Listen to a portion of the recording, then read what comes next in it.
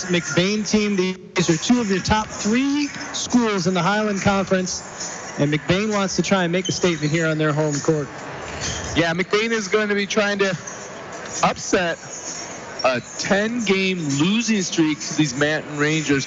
These McBain seniors have never beaten these Manton seniors, and this is going to be their last time they face each other until the districts, so last regular season time, and they want to change history in front of the homecoming crowd. It should be exciting tonight. It's a big Rambler roster, and Coach Drew Bonkema, I don't know how deep he's been going so far this season, but it's nice to have that many options because some nights you just never know who's going to step up. And there's nobody necessarily on this Rambler squad that leaps out at you as far as carrying the team, but they work well together. They run his offense well, and they have performed very well so far this year. Where they 8-3, I believe, come into this contest, 6-2 in the Highland. Well, McBain is a pretty balanced team, but they do have a true scoring leader, and that is Emma Skierbeck. The sophomore just can shoot from anywhere. We saw them against Lake City, and they stifled with the defense against Lake City, where they only had 4 first-half points, but the defense held that juggernaut of the Trojans down to 15. The Friday beforehand, they were playing against Houghton Lake, and the score was 15 for Houghton Lake in the first half, 20 for Emma Skierbeck in the first half alone. She was 6 for 7 on 3-point shots. The only time she missed is when she got too close, except for the one layup. And at the end of the game, she ended up with 27 points, 9 rebounds, and 4 steals. So she could just create a shot anywhere. Expect a lot of Jaden Wilder on her, but then they do have some other weapons. Olivia Naderhood has really stepped up strong, and Cooper Agama has done a great job leading them with the outside shot. McBain really likes that 3 ball, and they will throw it up a lot. They're in the modern basketball age. And then you look at the Rangers, Hawkeye, and you talked about how these Rambler seniors have never beaten these Ranger seniors. Well, these Ranger seniors have been on the varsity, I think most of them 3 years at minimum, and some of them 4. It's a very talented group that's had a tremendous amount of success. You know, this Manton Ranger senior class will go down as a legendary class for their accolades, as they came in as freshmen, and they just lost the district finals to Lake City, won districts in their sophomore year. Last year they lost it because of Glen Lake, and then again they'll have another chance against Lake City. So it's been a great battle between them and Lake City for the last couple of years, but McBain is now coming to knock on the door and say it's time to let us in and play. These are names we've been saying for years: Jaden Wilder, Brianna Puffer, Addison Letts, Molly Lane, Abby Brown. I feel like, you know, sometimes we get kids from other schools that we don't see all that often, but once or twice a year, and we feel like they've been on the varsity for 7 years. That's what these girls feel like. That's a lot of truth to that, and the fact that we actually got to watch these girls grow up right in front of us as they got ready to play. We're about a minute 50 away from the national anthem. I'll remind you, you're listening to the Pluger Mechanical pregame show. Pluger Mechanical, licensed and insured. For your new installation, HVAC services, and light plumbing, call Aaron or his brother Brad at 231-282-3194. That is 231-282-3194. So, Jay, have you had a chance to see either one of these teams play this season? Not this season. I have not. So I'm looking forward to seeing what these two teams can do. Well, they played earlier in the year, and it was the first game for McBain, and they actually were down by 20 points going into the fourth quarter, and they ended up only losing by 12, if I remember correctly. By 15, 59-44. So they were able to work hard, and this is a little bit of a different team. So you'll be hearing the names of Skierbeck and Boonstra and Gildy and Agama and Nevereth, Pluger, because Drew Brockman will go 8 to 9 deep, depending what he needs. And who is hot, he will ride the hot hand all through the game. As we're coming down to the national anthem, I want to let you know that you've been listening to McBain Sports in the Pluger Mechanical pregame show. We are going to send it back to the station to 107.9 CDY, your home for McBain Sports. Dropping the beat from the top of the... Cadillac's all new 107.9 CDY. This live broadcast of McBain Ramblers football on 107.9 CDY is sponsored by McBain and LC Family Pharmacy, Forefront Credit Union, Burkholder Family Funeral Home, Wexford Misaki Career Technical Center, McBain Auto Service, L&J Meat Market, Kelly's Pizza and Grill, McBain Hardware, Pluger Mechanical, LC Materials, McNally's Party Store, Northern Truck Service, Huttinga Electric, Falmouth Co-op, Don's Auto Clinic and High Point Cadillac GMC, Judy K. Gildy Photography, Advanced Optometry, McBain Rural Agricultural Schools, Shepherd's Agency, and the live stream sponsored by McLean Transmissions. Now let's head to the stadium and join the voices of the McBain Ramblers, Jay Simon and Gary Vanna.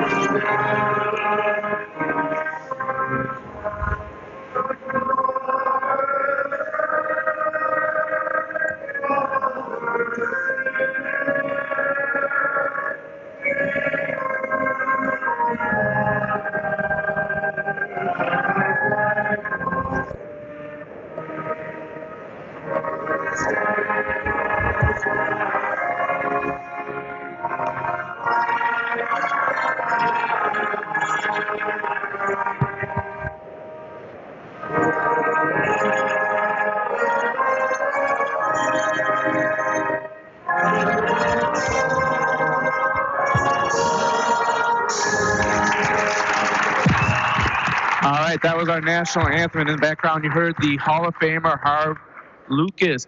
You want to stay on for the second half of the game as our honors highlighters will come out, and they'll play the national anthem or sing it a cappella style, which is going to be quite a treat. All right, we're getting right back. Get ready for this game. We are broadcasting from the Shepherd's Agency broadcast booth. Once again, this is Gary Hawkeye Vanna playing the lead role with my Batman on the side. That would be Jay Simon. Batman on the side? Yes. That's new. You're my wingman, Batman. Hey, would it be time for the Northern Truck Service starting lineups? I was just about to say that. Can I give them? I would hope you would. All right. Well, for the Rangers, we've been talking about the seniors, and it's the seniors that get the start. Jaden Wilder, Brianna Puffer, Abby Shepler, Abby Brown, and Molly Lane. 5 seniors will start for head coach John or JP Katona. Depends on where you see his name written. Pretty sure he goes by JP most of the time. Meanwhile, for the Ramblers, they will come out with senior Cooper Agama, senior Leah Never, sophomore Emma Skierbeck, junior Emma Boonstra, and junior Olivia Naderhood are your starters for head coach Drew Bronkema. And as Hawkeye mentioned, we expect this Rambler team to go 8-9 deep.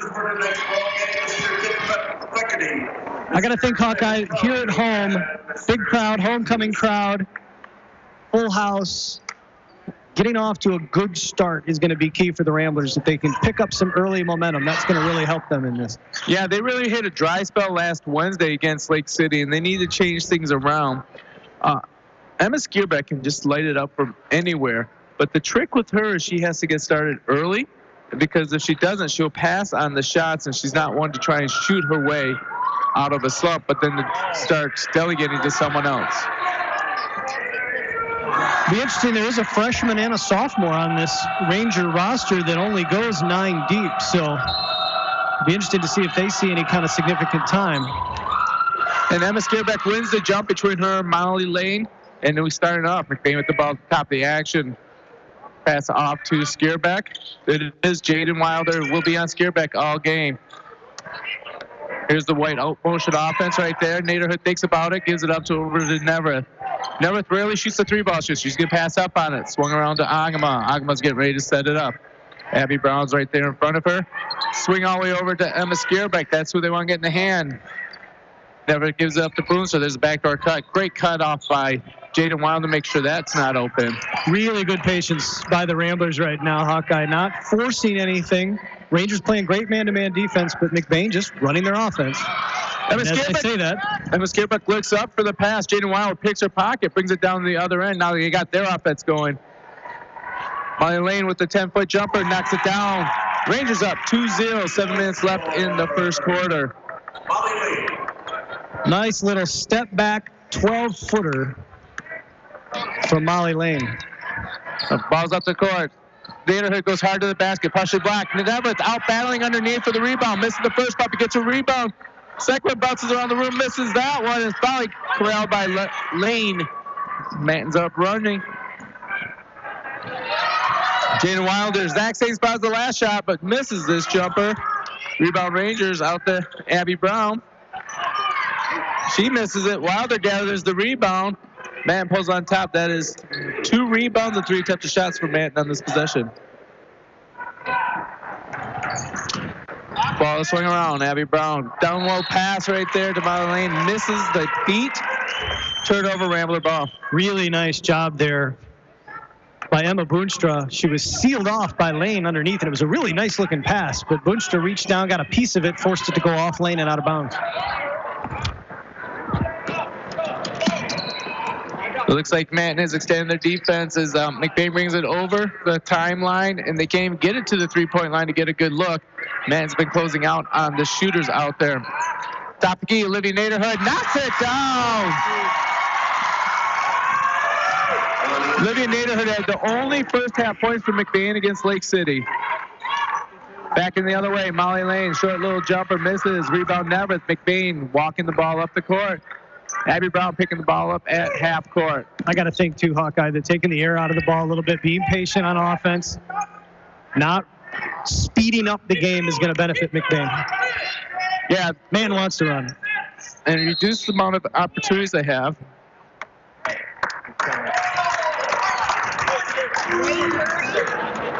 Looks like we got a foul On Skierbeck. on Skierbeck, yeah. Offensive foul on Skierbeck underneath. Number 30, White, her first, taking first for the half. McBain looks like they're in a zone defense, a 2-3 zone with the top of the key, Agama and Skierbeck. Wilder tries to drive, runs into the defense. Up ahead of everybody is Emily Skierbeck. Emma makes the bucket, pushes the score to 5-2, McBain. On the bucket for 2. Great little pass on that one by Agama. She threw it up ahead for Skierbeck to chase down. Yeah, great lead pass. You can hear Coach Drew Bachema, and one from the bench.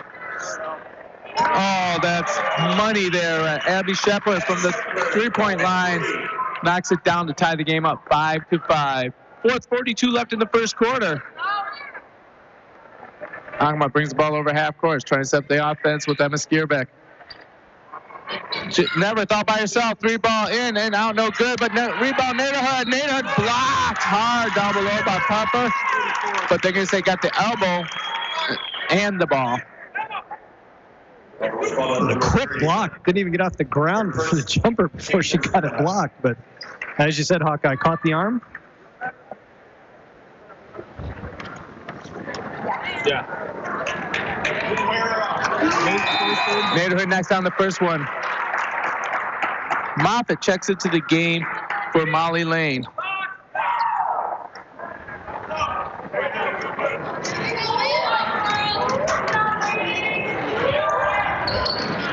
Naderhood. And you get Neverth with another offensive foul on the Ramblers. Neverth pushing into the back of the Ranger defender. Score 6-5. McBain is up. 4:24 left in the first quarter. Manton has the ball, and Wilders bring it over. Little crossover right there. Makes the layup. 7-6. So smooth, Hawkeye. Couple little in and out dribbles. Kept it all in her right hand the whole time. And then a little mild Euro step there at the end to slide underneath the basket and make the shot. And then she is all over Skierbeck, not giving her an inch of space.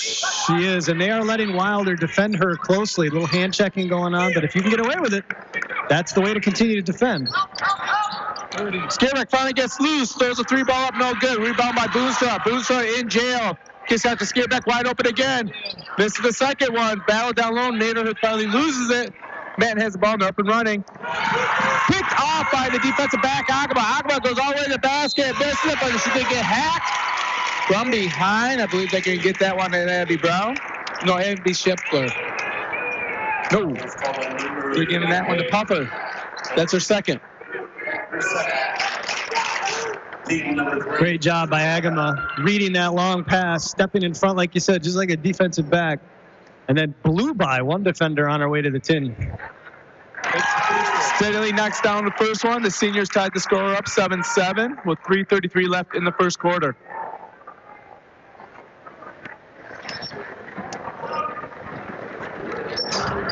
Short iron's the second one. Rebound Manton. Jaden Wilder brings the ball over half court. She's matched up with Skierbeck on the other end of the court. Gives the ball up to Puffer. Swings it around to Abby Brown. Abby Brown, great little move there. Short jumper, no good. Too strong. Rebound by Naderhood. Naderhood's having herself a game so far.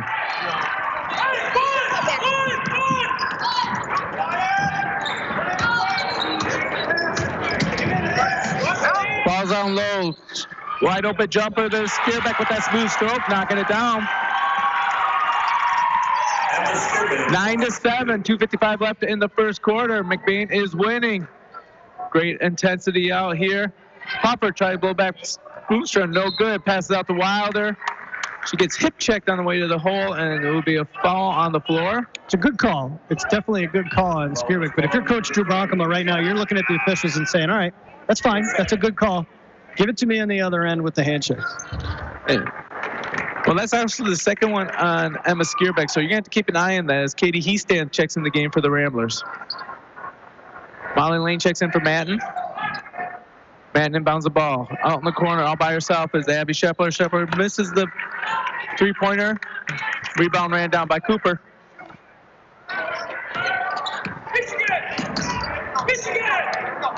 Great defense right there. All right, I got confused by Rockwell. That was a great steal on that one by Abby Brown, but then we got the travel on the other end, giving the ball back to McBain. Coach Bonkema wanted the reach, wanted the foul. Thought it was a pretty good pick, honestly, in that particular situation. Then they were both just going after the ball, but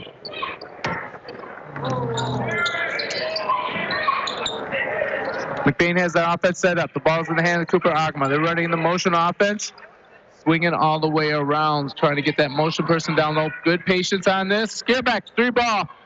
Good. as they would say in NBA Jam, Hawkeye, she's heated up. Wilder on the other end runs it to 3 Ramblers, and she gets cut through. Brown wide open on the layup. Misses the puppy. Rebound, Skierbeck. It was a great look, though, by Jaden Wilder. As you said, got pinned down by 3 Ramblers and found a cutting teammate.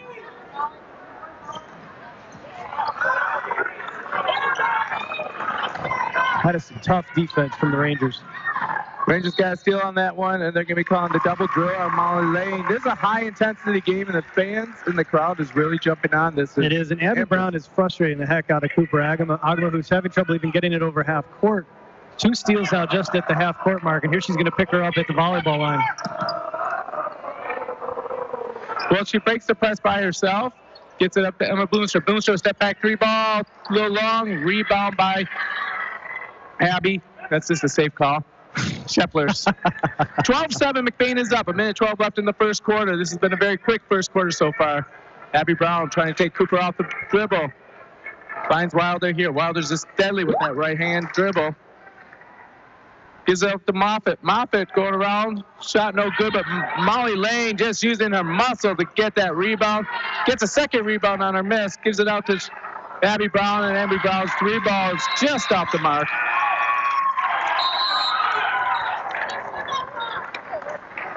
Emma Skierbeck comes out for her first break. Olivia Naderhood checks back into the game for the Ramblers. 48.6 seconds left in the first quarter.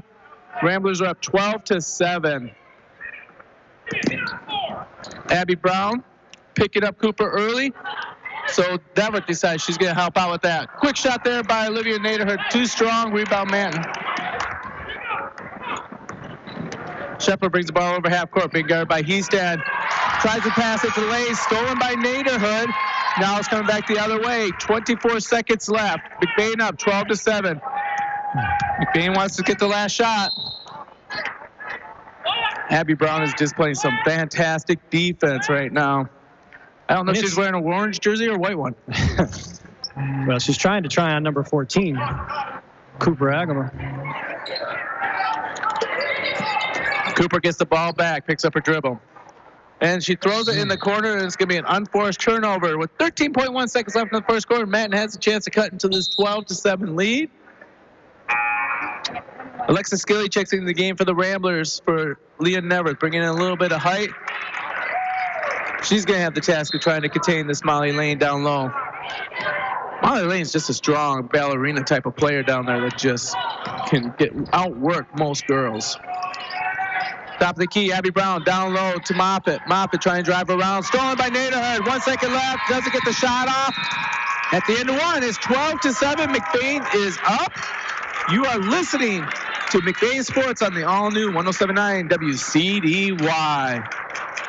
In the small town of McBain lies a locally owned family pharmacy that takes pride in helping improve the health of every patient that comes through the door. At McBain Family Pharmacy, you're more than just a prescription. Here, you're family, and their experienced team of professionals are always available to answer any questions you may have regarding prescription and over-the-counter medications. McBain Family Pharmacy is your full-service family pharmacy for both traditional and compound medications. Call them today at 231-825-8175. That's 231-825-8175. Or stop by their store, located at 119 North Roland Street in McBain. McBain Rural Agricultural Schools is looking for the next generation of Ramblers. If you want to give your child the gift of a great education, make McBain Rural Agricultural Schools your school of choice. Every McBain Rambler gets a MacBook or iPad, a strong curriculum, including a variety of vocational programs, great athletics, and access to a brand new state-of-the-art performing arts center. Because great performances shouldn't be limited to the football field and basketball court. School of Choice is now open, which means a huge decision for your family is upon you. If you want a school that will challenge your child, support your child, and celebrate your child's individuality, make sure McBain is on your short list. It's never too late to change schools, and McBain is accepting students K through 12th grade. For more information, visit McBain.org or call the superintendent's office at 231-825-2165. That's 231-825-2165. 231-825-2165. McBain homecoming. It's Friday night, and we're in a packed house. The Manton Rangers are taking on the McBain Ramblers. Manton Rangers have owned McBain Rangers, but this is skipped by Olivia Naderhood. Olivia goes to the hoop, knocks down another bucket, 14-7. 14-7, just to start the second quarter. This is Gary Hawkeye Bennett, joined by Jay Simon. Jaden Wilder tries to go to the hoop, misses the laydown. Rebound by Cooper Agma. She fights her way out of it. I'll tell you, Hawkeye, right now, this is as good a start as the Ramblers could have hoped for, especially on the defensive end. Katie Heastan thinks about the three-pointer. Finally get down to Alexis Gildy. She's been calling for it for 4 or 5 times. Gildy was doing literal jumping jacks for, 10 minutes? Yeah. Hey, yeah. Nader checks in the game, giving Booster a blow. Makes me wonder if Wilder wasn't just baiting the Ramblers. And putting a pass to Leah Neverth as McBain's starting to get ready. Abby is not even letting them pass the ball to Cooper, let alone let her handle it. Shepard tries to knock it out of Heastan's hands. Heastan gives it up to Gildy. Agama with the ball top the key. Naderhood. Naderhood with a long 3 ball. No good. Rebound on that one by Puffer. Manton has the ball, and Jaden Wilder's bringing up the offense. Smidge out of her range, but I like the patience. They took a while to take that shot. Puffer's shot is long. It'll go down to McBain. And now you're going to get Skierbeck back into the game, so. Katie Heastan sent to the bench. Emma Skierbeck gets into the game as McBain is now setting picks to get Agama over half court on Abby Brown. Now they're double teaming Brown. Nice steal by, or Double team to Skierbeck. Nice steal by Brown. Brown tries to force a shot. Why the foul? Skierbeck fortunate not to get called for that one. That would have been a cheapie. Now she's going to go the other direction. She gets away with one man and she makes him pay on the other. Drew Blankema is over there doing a Samoan victory dance or something. I don't know what's happening with him. He's over there stomping his legs around. He's excited. Shepler's missed the ball, gives it up to McBain. Ball up ahead. Emma Skierbeck starting to feel it. Bounce passes to Neverth, but Neverth wasn't cutting. It was a great look, and you were absolutely right. If Leah Neverth breaks to the basket, that's a beautiful bounce pass. 5:54 left in the second. McBain up 17-7 on the Manton Rangers, the team they have not beaten in 5 years. Brown has it, gives it down low to Jaden Wilder. Wilder runs into a brick wall. We call her Leah Neverth. She gives up the ball. That was great defensive rotation right there. Skierbeck gets the ball, passes up to Abby Brown has to have 14 deflections in this game. I know. If this was a football game and they're counting pass deflections, she would be an all-pro. Naderhood with the ball at the top of the key. McBain wants their timeout. It's a good timeout, Hawkeye. So we're going to let you know it's just a 30-second timeout. So, hey, we want to make sure we want to thank the sponsors to make tonight happen and all your games happen. They allow McBain Sports to be on the radio as we will be broadcasting a game once a week. And this week we got homecoming. Hey, we want to give a big shout out to Burkholder Family Funeral Homes, McBain Auto Service, the Falmouth Co-op, Shepherd's Agency, McLean's Transmission, Kelly's Pizza and Grill, LNG Meat Market, McNally's Party Store, Don's Auto Clinic, and High Point Cadillac GMC, McBain Rural Agricultural School, Puluka Mechanical, Advanced Optometry, Judy K. Gildy Photography, McBain Family Pharmacy, LC Materials, the Wexford Misaki CTC, Northern Truck Servers, McBain Hardware, Huntington Electric, and Northern Michigan Christian School. Need a drink after saying all those sponsors. Well earned. McBain gets the ball back in, gives up to Agma. Agma hands it off to Naderhood. Naderhood thinks about the three-point and gives it up. Abby Brown got lost for a second there, and then she found where Cooper happened to be, and she's playing fantastic defense on her. Ball goes to Skierbeck. Skierbeck by herself. Nice little pick behind her. Nice foul down below. Never using her strength to get position there. But then loses a little bit of her balance out of bounds. That's a great job by Neverth, though, fighting on that rebound. The Ramblers, that's the biggest thing about this opening half, is they have matched the Rangers' intensity and physicalness. Well, they did that against Lake City. They had a hard time putting the offense and the defense together, but their defense was all over the Trojans. As Matt and Jaden Wilder tries to go down the main street there, and she'll get hacked on the way to the bucket shooting two.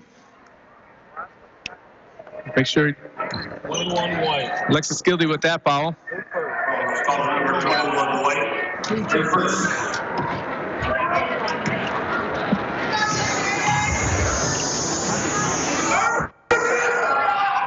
Wilder nice down the front.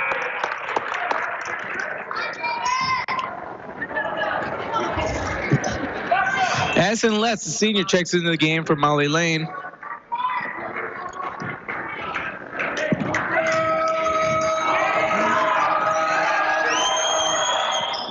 Wilder is smooth as pudding. 17-9, McBain is up. They have the ball at the top of the key. Man's been playing fantastic defense, but McBain has been patient and finding their shots. Alexis Gilly has the ball right now, picks up her dribble. She's in a little bit of trouble, gives it up to Neverth. Neverth with a long three ball. Short iron, no good. Rebound by Abby Brown, kicks it out to Wilder right away. It's an open look. You'd love to see her take that one little dribble, though, get a little closer. Pretty long three. Abby Brown trying to take Cooper Ogman off the dribble. Steps around her. Great defense by Alexis Gilly, stepping over, causing the layup to be missed. McBain comes and breaks the press. Now the Skierbeck. Skierbeck says, "Ion kick that wide open." Oh. Great rebound by Andy Shepard as she fights for it. She's going to do a one-man fast break by herself, going coast to coast and makes the layup.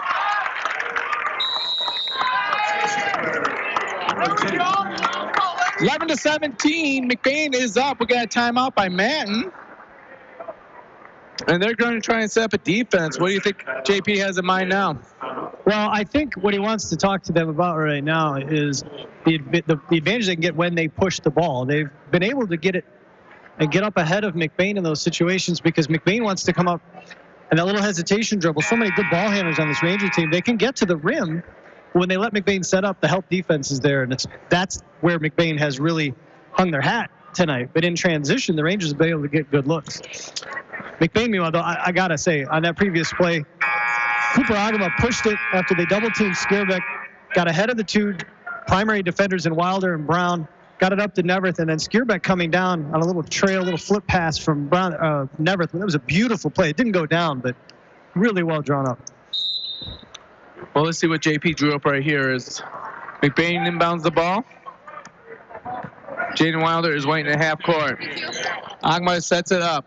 Down in the corner to Callie Hooker. Callie Hooker tries to drive the baseline. Cut off quickly. Gives it up to Cooper Agama. Jaden Wilder all over her. Okay, they have switched. Wilder's now checking Agama. They have switched, and Brown is now checking Skierbeck. And Skierbeck is going to pick up a third foul because Abby Brown getting right up in her mug.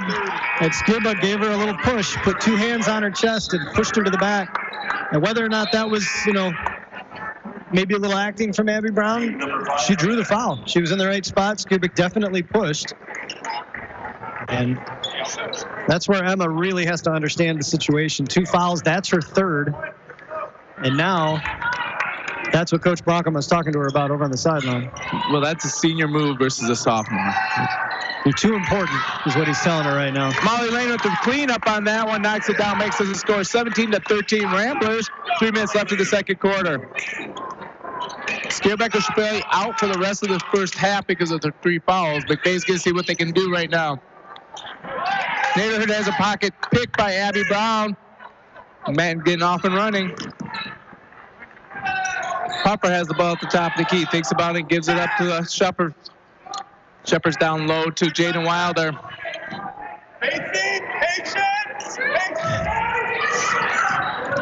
Here goes Shepard's down low. Finds Molly Lane for a short little jumper. No good. Rebound by Neverett. Never's an alley cat. I tell you what, down there. You don't want to fight her for the rebound for too long. No, she's doing a great job on the boards. So McBain wants to take some time, be patient, run the offense. If it's open, great. If it's not, don't push it. You know they're going to be reaching. You know they're going to be swiping at the ball. Ball's handed off there to Neverett. Neverett gives it back to Cooper Agama. Agama's trying to set up the offense. Kicks it over to Boonstra. Matten is just playing fantastic defense. McBain is being patient, trying to keep security of the ball. Feels like almost every possession could be a turnover. Long 3 by Nair, no good. Boonstra with a great rebound, goes up strong. Here comes the Boonstra. It's a great job of Emma getting inside, getting great rebounding position, and then attacking the rim to lay it up and in. This is a non-emotional girl getting fired up out there after that rebound play. Abby Shepler with the long 3 ball, no good. Rebound on that one by Brown, and we're going to get Neverett laid on the reach. That's only her second. 22, White. Her second. That's not a foul I have a problem with. What's that? That foul, I didn't have a problem with it. No. Good situation, you think? Well, I think that she's playing aggressive like that. You can't take that away from her, even if it's weak foul at times. That one I have a problem with, where Jaden Wilder crossing the lane, gets an elbow into the thigh, and now put her on the line shooting 1-and-1. Matten is in the bonus. McBain is up 19-13, a minute 13 left in the first half. I really got to be impressed with Matten's man-to-man defense. They've only committed 2 fouls in this first half, and they have been absolutely in the shorts of the Ramblers all morning, all night. Jane knocks down the first one. That gives her 5 points in the half so far, leading all Matten scores.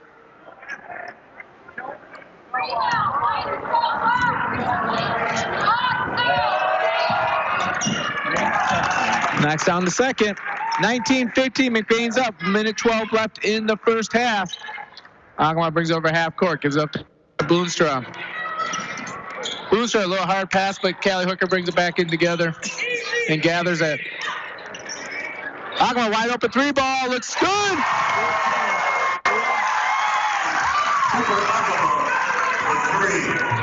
Great job. I didn't see who it was, Haga, but a great job by her teammate of setting the pick that freed her up for that three. Well, man, strikes back on the other side. Danny Shepard runs a three ball. Kelly Hooker has a problem inbounding the ball and turns it over immediately. Man just ran it basically the same play. The little handoff, set the pick. One dribble to the right, popped the three. 40 seconds left, 4-point lead for the Ramblers. They want to try and hang on. They'd love to have a lead going into the half. Well, man's done a great job of not only down that 10-point lead. Pass over half court, but they're okay because they secured it in the backcourt. Jaden Wilder going to set the offense. Emma Boonstra got defense on her. Ball's loose. Boonstra ends up with the loose ball. Looking all the way. She's going to take Wilder. Strong. Good. 24-18. 20 seconds left in the first half. McBain. Boonstra has scored the last 4 points for the Ramblers. Now she has to play defense on Jaden Wilder setting it off. Going to take a three ball, 11 seconds left. Front iron's no good. Boonstra with another rebound. She's off and running. 7, 6, 5. She's going to go hard to the basket. Block off Puffer with 3.6 seconds left. What I love about that, both times, Boonstra going to the rim, did not panic, did not go hard, did not seek the contact. She was patient. She went in knowing that the only way they were going to stop her was by fouling her. And she just went in for the layup. It's a really nice job. They bring Emma Skibbeck off the bench for the shot on this one. She comes up short. So at halftime, the Ramblers up 24-18 over the Manton Rangers. Make sure you join us for the McBain Hardware Halftime Show. You are listening to McBain Sports on the all-new 107.9 WCDY. High school students are training for the jobs of tomorrow today at the Wexford-Missaukee Career Technical Center in Cadillac. Juniors and seniors from 12 area high schools can choose from 14 career-driven programs. Free college credit is available. Visit WMISD.org and click or tap the Career Technical Education link. See all the great programs, then talk to your student's counselor. Call 876-2200. The Wexford-Missaukee Career Technical Center on 13th Street across from Baker College. Proud to serve the students of Manton High School. CTC is the place to be. Making the final arrangements for a loved one is never easy. At Burkholder Family Funeral Home in McBain, they can help you get through the process one step at a time. Serving the families in McBain and the surrounding communities for over 40 years, they take pride in providing exceptional services that families can actually afford. The caring and compassionate staff at Burkholder Family Funeral Home can help ease the burden. Burkholder Family Funeral Home. Visit them today at 211 North Pine Street in McBain or call 231-825-8191. When it's late, when it's snowing, when you just have to have it. It's nice knowing McNally's Party Store in downtown McBain is open 7 days a week. Locally owned and operated with the friendliest cashiers helping to serve your grocery needs. From candy and chips to pop and munchies, McNally's Party Store, they're still keeping it cold. And wishing the McBain Ramblers good luck in tonight's game. That's McNally's Party Store in downtown McBain, open 7 days a week. We've all been there. We rely on our vehicles more than ever to get us where we need to go, safe and sound. McBain Auto Service is open Monday through Friday and are fully licensed and insured to serve you. With over 50 years combined experience, they specialize in everything from brakes to engine repair with no job too big or small. Stop in for a safety inspection. McBain Auto Service, located at 9438 South Maury Road in McBain, or call 231-825-2729. In the small town of McBain lies a locally owned family pharmacy that takes pride in helping improve the health of every patient that comes through the door. At McBain Family Pharmacy, you're more than just a prescription. Here, you're family, and their experienced team of professionals are always available to answer any questions you may have regarding prescription and over-the-counter medications. McBain Family Pharmacy is your full-service family pharmacy for both traditional and compound medications. Call them today at 231-825-8175. That's 231-825-8175. Or stop by their store, located at 119 North Roland Street in McBain.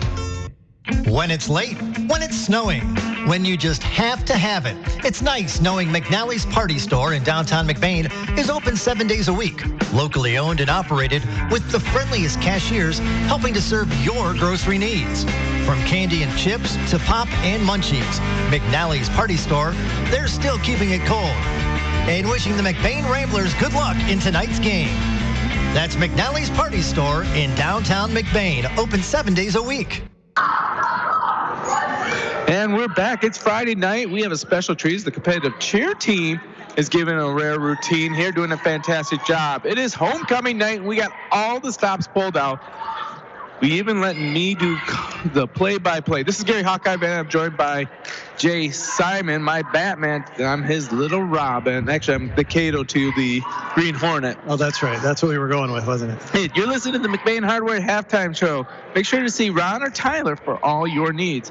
As my brother likes to tell you, if McBain Hardware doesn't have it, then you probably just don't need it. Jay, what'd you think of that first half? Well, we talked about in the pregame, we felt like if the Ramblers in front of this capacity homecoming crowd could get off to a good start, that the support from the crowd would help to push them forward. And really, that's what we saw. They had a 17-7 lead in this game at one point. They have a 6-point lead here at halftime. And it all starts with the defense. You talked about the contest against Lake City. They were held to 4 points, but they held a very good Lake City offense to 15 first half points. They've held the Rangers here to 18. The difference this time, well, they got some hot shooting. Emma Skierbeck, pair of triples, leads the way with a game-high 10 points in that first half. The problem for the Ramblers, Skierbeck has 3 fouls, picking one up on the offensive end late in that first half. And a little bit of a teaching moment for head coach Drew Bronkema and talking to her, frustrated with the defense of the Rangers, who have played very good defense, but McBain has shot well, and they've gotten some open looks tonight. They're getting contributions all over the place. Cooper Agama with a triple tonight. She's got 4 points. Olivia Naderhood started things off with a triple. She's got 6. And then Emma Boonstra with a couple late buckets on the offensive end with an offensive rebound and putback, and then a breakaway and a putback. To me, Hawkeye, the key has been the Rambler defense. It has been stellar in this first half. If they can keep that up, they've got a great chance in this second half. Yeah, the thing is that the defense is doing a great job of rotating.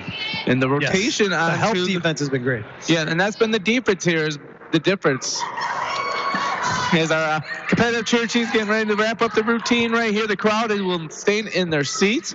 Do you have any first half statistics for us? I do. I absolutely do. It kind of ran through the Ramblers sort of as I was talking there. I'll run through them again. Emma Skierbeck leads the way with both teams with 10 points, including a pair of long-range bombs. Olivia Naderhood has 6 points, and Emma Boonstra and Cooper Agama with 4 apiece. To round out for the Ramblers, they are 2 of 4 from the free throw line. Meanwhile, the Rangers were paced by Abby Shepler, who has 2 triples. She's got 8 points. Jaden Wilder is 4 of 4 from the line with 6 points. And Molly Lane has a couple of buckets, including a gorgeous-looking 12-footer from the sideline to start things off for the Rangers, who are 4 of 4 from the line, all of them by Jaden Wilder. Both teams with 4 timeouts remaining. You know what I've noticed interesting when you said that is I didn't hear you talk about Abby Brown and a lot of points. Abby Brown has not scored, but she has definitely impacted this game with her defense. She gave Cooper Agama absolute fits in that first half, really giving the Ramblers a lot of trouble in trying to start their offense and get their offense going. I noticed, Hawkeye, after the J.P. Katona timeout late in that first half with about 2.5, 3 minutes remaining, they switched. They put Abby Brown on Skierbeck and put Wilder on Agama. And I'm not sure what the thinking was with that or what the purpose of that necessarily was, but it'll be interesting to see what they do to start the second half. Yeah, I think what happened there is that I believe Abby Brown's a better defender, and Skierbeck still was able to get some of her points out there. And the way that Abby Brown was all over Cooper Agama, I think they just saw that might be a little bit better matchup for her. Well, having seen these Ramblers for the first time tonight, Hawkeye, I think the thing that really impresses me, one is they do a nice job of showing patience running the offense of Drew Bronkema. They don't rush things. They look for help. They don't force passes. The only thing they're getting into a little bit of trouble with that is they hang on to the ball and don't look at their defender. They're looking for offensive help, stand there with the ball, and that's like holding a piece of raw meat in front of a Rottweiler. The Rangers have just been attacking that and getting some strips that way. So that's about the only critique I have from an offensive standpoint for McBain. I've been very impressed with Skierbeck and Skierbeck's ability to get shots off quickly. She doesn't need a whole lot of space. A lot of girls tend to need to load up the three-pointer and need a lot of room to shoot that from the chest. She's got that up by her chin, up by her face, and she's got a quick release. She doesn't need a lot of room, reminiscent of Meredith Hamlet kind of jumper that doesn't get blocked and doesn't need a lot of room or time to get it off, and she's getting that time and space. It'll be interesting to see how she holds up in that second half. I expect Bronkema to start her. I expect him to have a very detailed conversation with her about she needs to keep her hands to herself, especially on the defensive end, and not get frustrated on the offensive end. Wait for her moments, wait for her openings, and take them. Well, I just want to let you know, as they come out of the locker room, Bronkema is still talking up Emma Skierback about how to do the defense. And always coaching. He's always coaching, and this is the most animated, fired up I've ever seen Drew Bronkema in the game. I want to remind everybody, you are listening to the McBain Hardware halftime show. Make sure you go over to McBain Hardware. Let them know that you thank them for this broadcast. If you get a chance, talk to Ron or Tyler or Dan Isaac, former head custodian here at McBain, is also over there for all your hardware needs. They have an extensive line of Milwaukee products, the best battery-operated products on the market right now. And they also want to let you know that, as my brother-in-law would say, if McBain Hardware doesn't have it, then you probably just don't need it. Facts. Well, with 1:14 left in the halftime, we'll be back. McBain is up 24-18. You're listening to McBain Sports on the all-new 107.9 CDY. High school students are training for the jobs of tomorrow today at the Wexford Misaki Career Technical Center in Cadillac. Juniors and seniors from 12 area high schools can choose from 14 career-driven programs. Free college credit is available. Visit WMISD.org and click or tap the Career Technical Education link. See all the great programs, then talk to your student's counselor. Call 876-2200. The Wexford Misaki Career Technical Center on 13th Street across from Baker College. Proud to serve the students of Manton High School. CTC is the place to be. Making the final arrangements for a loved one is never easy. At Burkholder Family Funeral Home in McBain, they can help you get through the process one step at a time. Serving the families in McBain and the surrounding communities for over 40 years, they take pride in providing exceptional services that families can actually afford. The caring and compassionate staff at Burkholder Family Funeral Home can help ease the burden. Burkholder Family Funeral Home. Visit them today at 211 North Pine Street in McBain or call 231-825-8191. Happy homecoming here in McBain, as it's rivalry night as the McBain Ramblers take on the Manton Rangers in a boys-girl doubleheader. We're halfway through the girls' game right now. It is 24-18. The McBain is up. This is Gary Hawkeye Vanna. I am joined by my great pickleball savant, Jay Simon. Well, we just got in the locker room. There's a little bit of confusion, Hawkeye, on the floor right now. I think the time.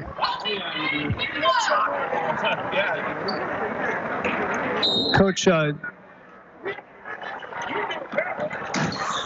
Katona, Coach Bronco, both discussing how long halftime was. The Rangers came out with very little time remaining. Didn't actually get a chance to warm up as we get a steal by the Rangers. Abby Brown gets the ball up ahead to Jaden Wild. Wilder with the one-hand layup, no good. Rebound by Skierback. Matt, looks like they're in a full court press right now, as Pupper and Wilder getting on them. Pass over to Naderhood. She didn't look like she was ready. We got timeout on that one to save Naderhood.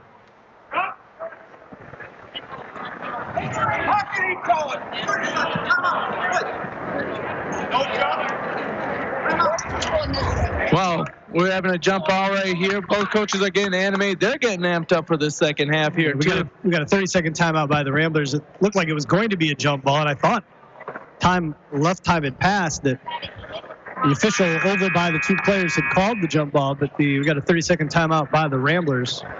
They're second. They have 3 remaining in the game. An odd start, Hawkeye, and it's tough for us as we sit right here courtside. We're actually right next to the Manton Ranger bench. We can hear a lot from the coaches, and it's sometimes a little distracting when you're trying to call the action because you want to listen to hear what they're saying. Just to finish the thought, there was some confusion about how much time was on the clock for halftime. Apparently, Coach Katona thought there should have been a little bit more. Rangers really didn't get any warm-up. It didn't hurt them on the opening possession as they got a steal. Booth are going hard to the rack right there, forcing the action, draws the foul from Puffer. She should be shooting 2. That's going to be the 3rd on Puffer. Taking first for that. 32 long.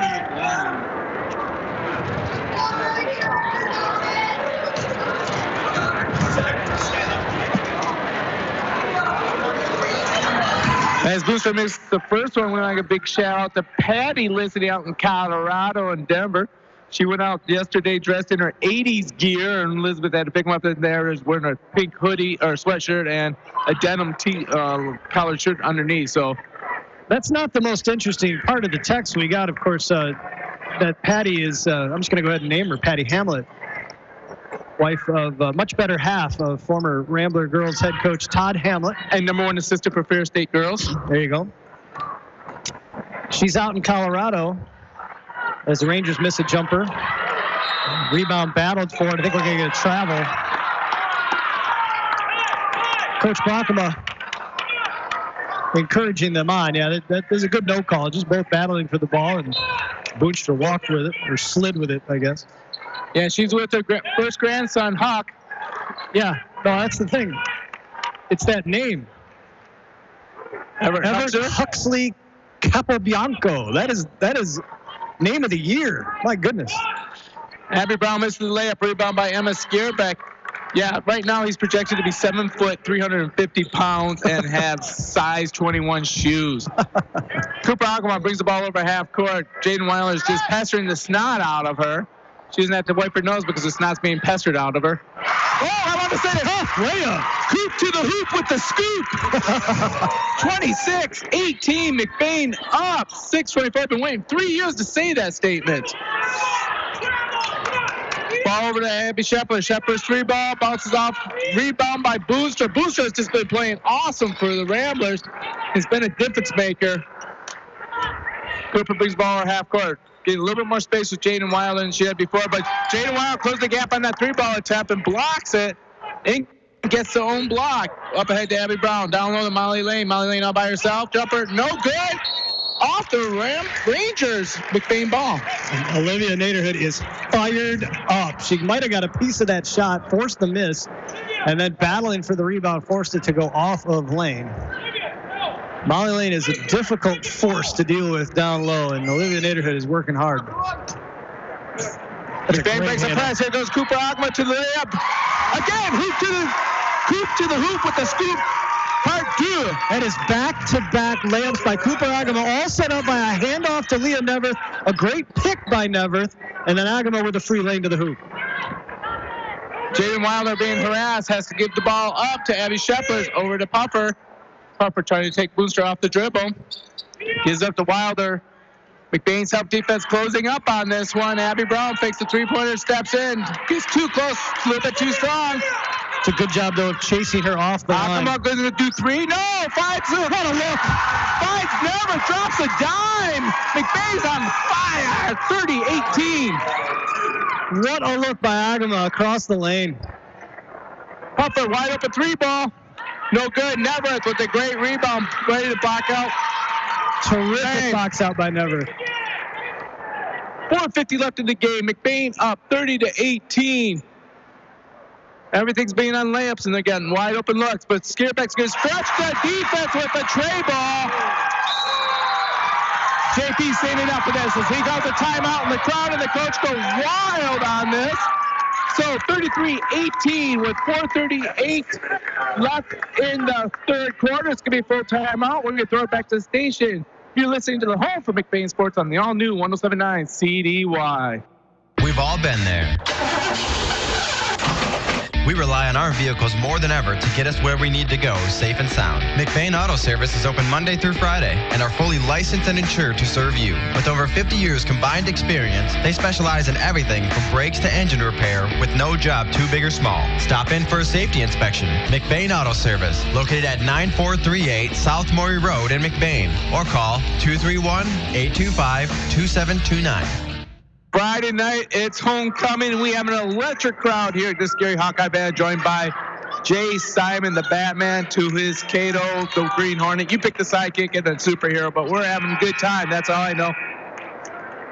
McBain has been led by a bunch of layups by Cooper Agama, and then no-look passes, dropping dimes, and then finally capped off with an Emma Skierbeck 3 ball, but there's a little bit special going on there. Yeah, that 3 by Skierbeck. She's got Brown checking her. Brown is shading her to her left because she knows that Skierbeck likes to drive that way. But Brown is peeking. She's looking for a pick. She expects a pick to come, and she's shifting her eyes and looking to see if her body is coming instead of trusting her teammates to let her know. Skierbeck sees that, took advantage with the quick jumper. And like you said, she has the fastest 3-point shot on the team. McBain trapping the defense down low. Ball gets loose. It goes off the legs of Moffitt. It'll be a turnover. Drew Bronkman wants to play. He's about 15 feet out on the court. Matt goes to a 1-2 press, and they get the steal. Jaden Wilder goes for the layup. Makes it. 33-20. First bucket of the half, midway through. First bucket of the third quarter for the Rangers, and now they're coming out full court defense. Katie Heastan breaks the press with the ball. Now gives it up to Emma Skierbeck. Emma Skierbeck. Good job. Good patience from Skierbeck to not take that quick jumper and run the offense. She gives up to Olivia Naderhood. Naderhood goes for the hoop. A little bit too strong, no good. Rebound on that one by Moffitt. Abby Shepard brings it up over half court. Passes off to Jaden Wilder. Gives it up to Puffer. Ball's trying to catch it down low, but off of a rambler. It'll be Matt Ball underneath the basket. Bringing in a ball handler to try and help break this press right now. Cooper Agama checks in for Emma Skierbeck. Yep. Cooper didn't get much of a blow. This is nice. This lets Skierbeck get on the bench, get a blow here, and avoid any further fouls. Matt inbounds the pass. Gives it to Puffer. Puffer tries to get to Abby Brown down low. McBain's great defense collapses. Back to the top of the key of Puffer. Gives up to Abby Brown. Abby Brown goes to the basket, goes hard. Great layup. That's a tough take. Great drive to the hoop. 33-22, McBain is up as they get the ball over half court to Leah Neverett. They break the press. Olivia Naderhood gives up to Cooper Agama. Reset the offense. And that's a trap that the Rangers are running. It's a zone trap that they're switching that to man-to-man. The Ramblers with an opportunity to get underneath. They pass over the top of this. Neverett with the move down low. Nice little box by Moffitt and turnover. Manton has the ball. Now they're trying to set up their offense. Puffer, top of the key right there. Almost picked by Agama, but has to give it up. Abby Brown with the jump shot. She's going to get the hoop in the hum.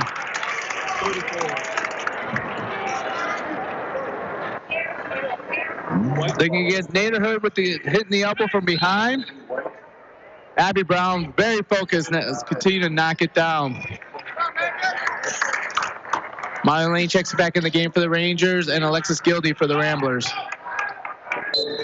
Emma Skierbeck's going to get to the game here to give Olivia Naderhood a break. 2:34 left in the third quarter. McBain is up 33-24, but Madden's looking to steal the momentum. Abby Brown misses the rebound, gives it up, and gets a little Holland Globetrotter action to Bootstrap. Nice battle. Finally, Jaden Weiler gives up to Abby Brown. Alexis Gildy gets the rebound, and she's going to get fouled. It's a good call. Tough rebound by Alexis Gildy. Officials are going to discuss this. I don't know if they're discussing who the foul is going to be on.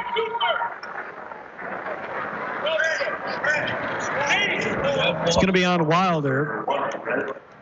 Just her first. Alexis Gildy must have a 6-foot wingspan there. It's got the longest reach out of anybody on the court. Still got this little press going on there. Stolen by Abby Brown. 2-on-1 for the Manton Rangers. She goes up for the ramp, knocks it down. It's now 33-26. Brown has 6 in the quarter. Ramblers need to be patient trying to break this press. Not leave their feet and make passes that way. Emma Skierbeck almost turns it over. But is she able to gain herself as she gets the ball up to Agama? It's the Chris Webber toe drag that did not get called. Emma Skierbeck tries to take off before she gets the ball. It's in Jaden Wilder's hands. Jaden Wilder going past Heastan. Blocked by Emma Skierbeck, and that's a huge foul. That's one you can't have. Nope. That is going to be Skierbeck's 4th. She's going to come out. I assume she's going to come out. Coach Brockman is going to call timeout. Minute 45 left in the third quarter. McBain is up 33-26. We want to let you know you're listening to the home of McBain Sports on the all-new 107.9 CDY. McBain Rural Agricultural Schools is looking for the next generation of Ramblers. If you want to give your child the gift of a great education, make McBain Rural Agricultural Schools your school of choice. Every McBain Rambler gets a MacBook or iPad, a strong curriculum, including a variety of vocational programs, great athletics, and access to a brand new state-of-the-art performing arts center. Because great performances shouldn't be limited to the football field and basketball court. School of Choice is now open, which means a huge decision for your family is upon you. If you want a school that will challenge your child, support your child, and celebrate your child's individuality, make sure McBain is on your short list. It's never too late to change schools, and McBain is accepting students K through 12th grade. For more information, visit McBain.org or call the superintendent's office at 231-825-2165. That's 231-825-2165. 231-825-2165. And we're back on homecoming night as the McBain Rambler girls are taking on the Manton Rangers. McBain is up 33-26. Minute 45 left in the third quarter. Gary Hawkeye Vanna joined by Jay Simon. Hey, I want to let you know if you have to leave our listening area or you are just going to contact family out of state, you can listen to this game online. Even in Colorado. Just go click on the logo button on the right column to listen on YouTube. Streaming brought to you by McLean Transmission. For anything transmission related and for quality used cars, call 231-779-1394. That's McLean Transmission on LaChance Row as Jaden Weiler knocks down 2 and makes it a 5-point lead for the Ramblers, 33-28. They get the ball, looking to break the trap here.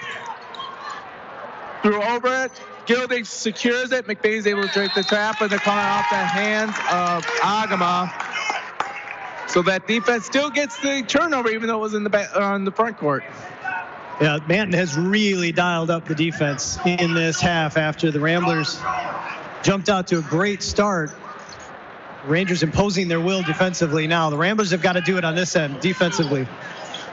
Well, like you said before, once they put the press on, as Puffer knocks down a 2 ball.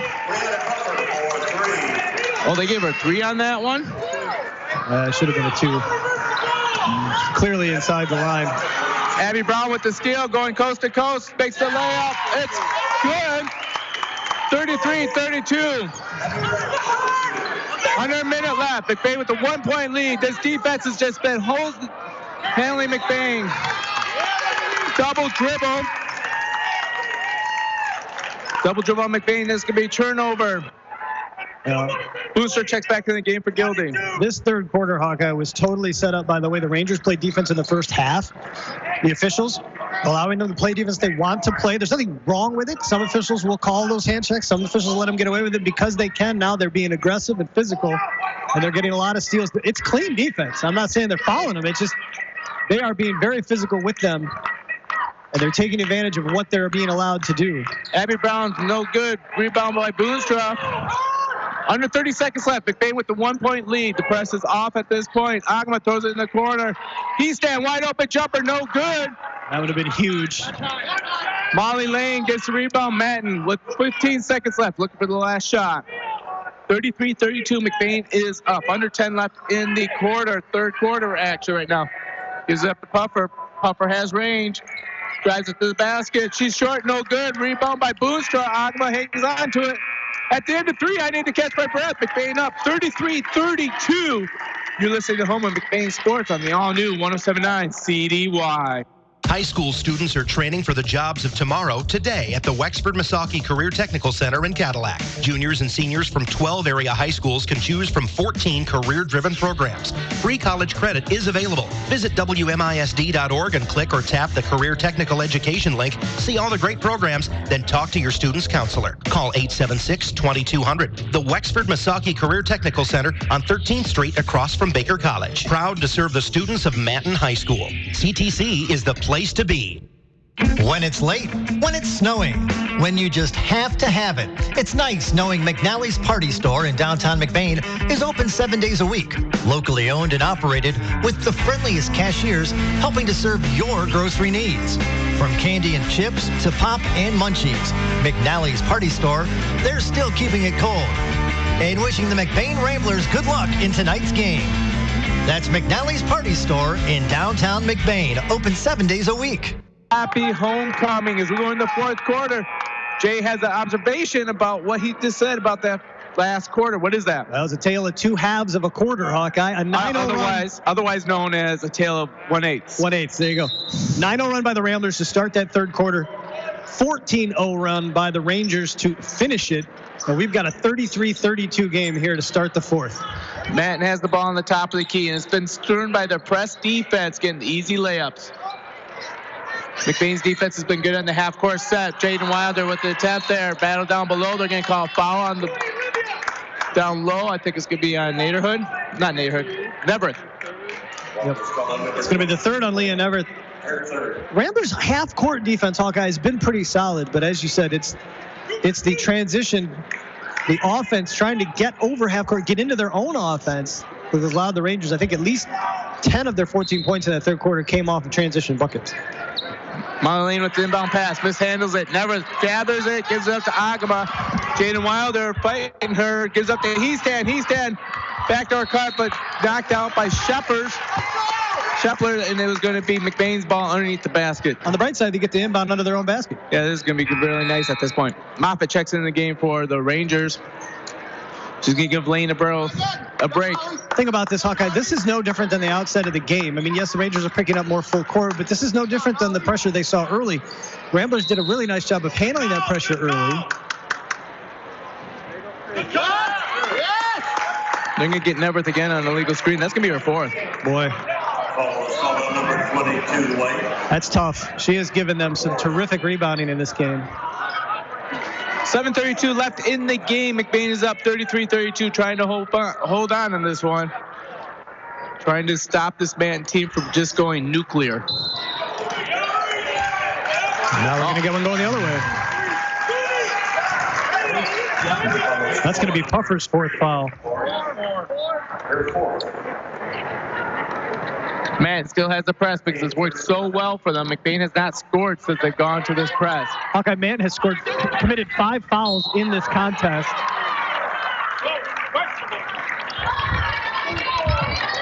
She was clearly, in my opinion, Abby Brown, clearly not in position in front of Agama.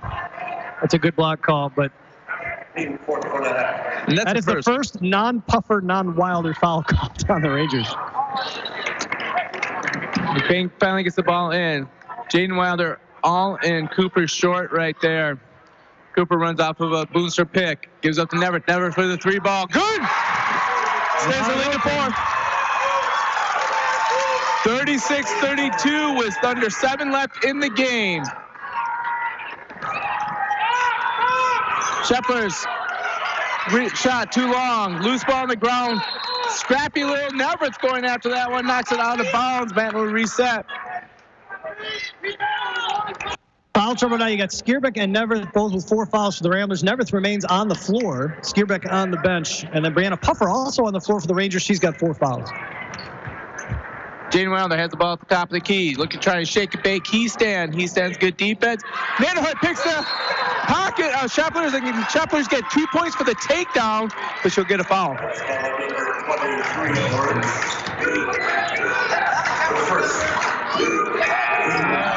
Emma Skierbeck is off the bench.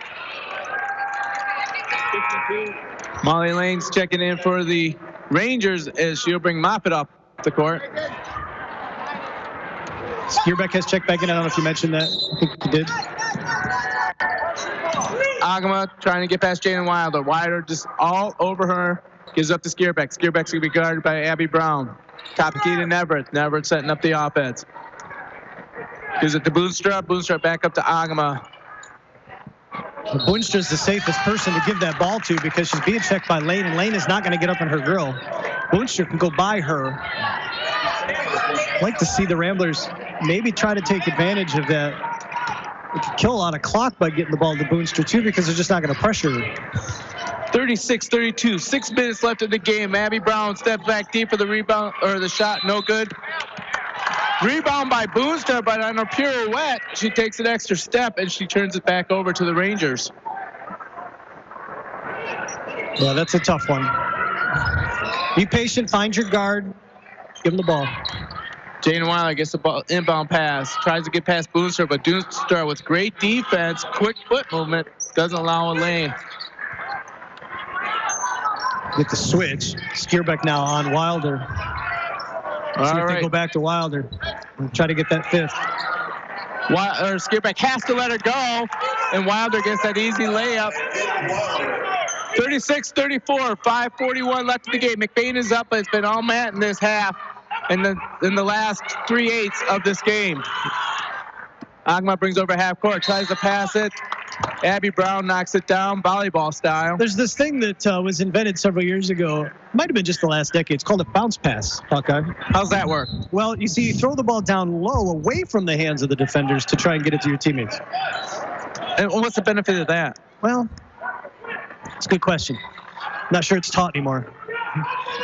McBain has the ball. They give it up to Skierbeck. Skierbeck behind the back, step back three, no good. Rebound Wilder, 36-34, 5:16 left in the game. McBain up. Matten bringing the ball over half court.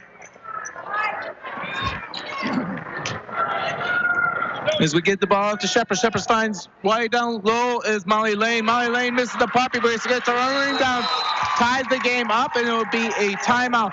So with 4:59 left in the game, it is 36-36. Everything's all knotted up. You're listening to Home of McBain Sports on the all-new 107.9 CDY.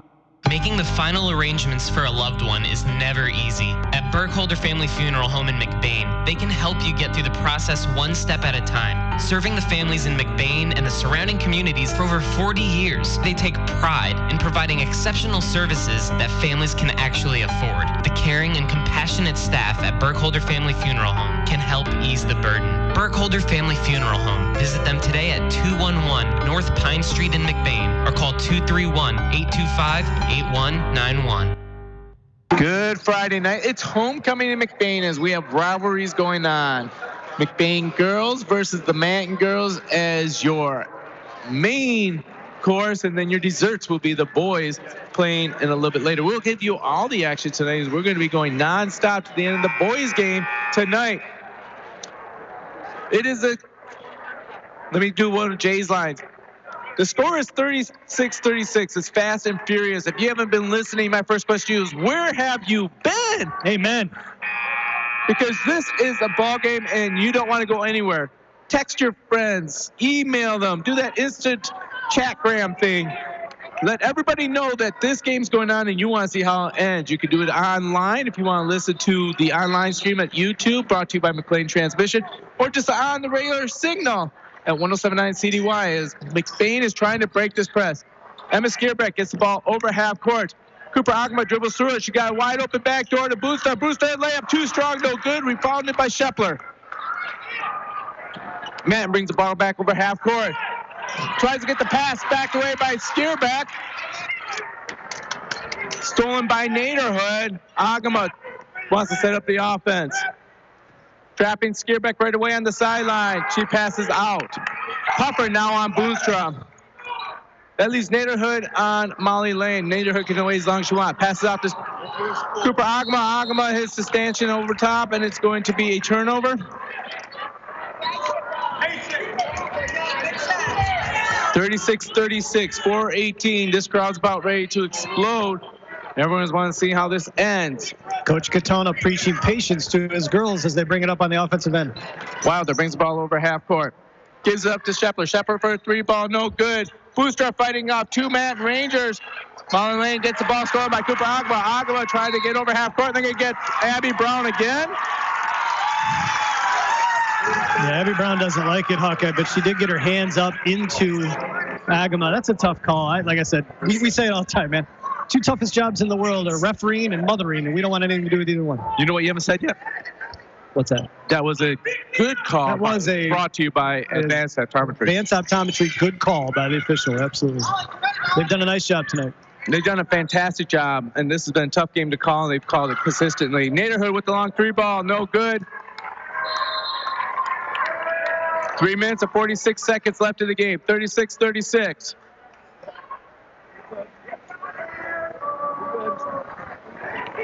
The official showing off how he can palm a basketball. That was impressive. I can't do that even with the girls. Jaden Wilder hoping to break this tie on this possession right now. Cooper Ogma knocks it away. Wilder's going to the hoop. Boonstra wide open is Lane. Lane gets the easy bucket. Not sure why he thought that was double dribble. Coach Ogma yelling for double dribble. This clearly knocked out of Wilder's hands by Ogma. Another turnover by this defense.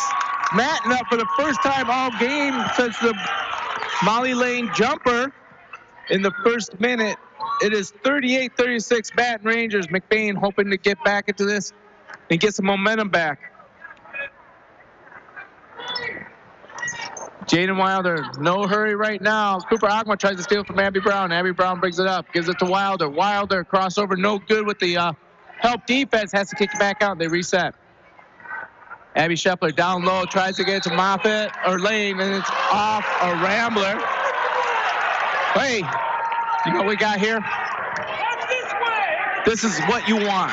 That is exactly what you want. Baseline official thought that went off of Ramblers, and the far side official helping him out, letting him know. I thought for a moment that that might have been one of those, well, I think there was a foul, but I'm going to give it to the other team on the out-of-bounds type situations that you feel like you see all the time. But well, McBain breaks the press right now. As we wanted to say, that last call in the conference was an advanced optometry. Good call by the officials because they made sure to get it right. Got together. Scareback with a great crossover move, goes hard to the hoop. She misses it, but she does draw the foul. She'll be not shooting for 2. It's going to be on Molly Lane, just her first. Buckeye, who had the last bucket for the Rangers? That was, I want to say that was Jaden Wilder with the layup. Already got Wilder with 12, and that's what they have her for up top. I'll figure it out as Skierbeck makes the first. Lane.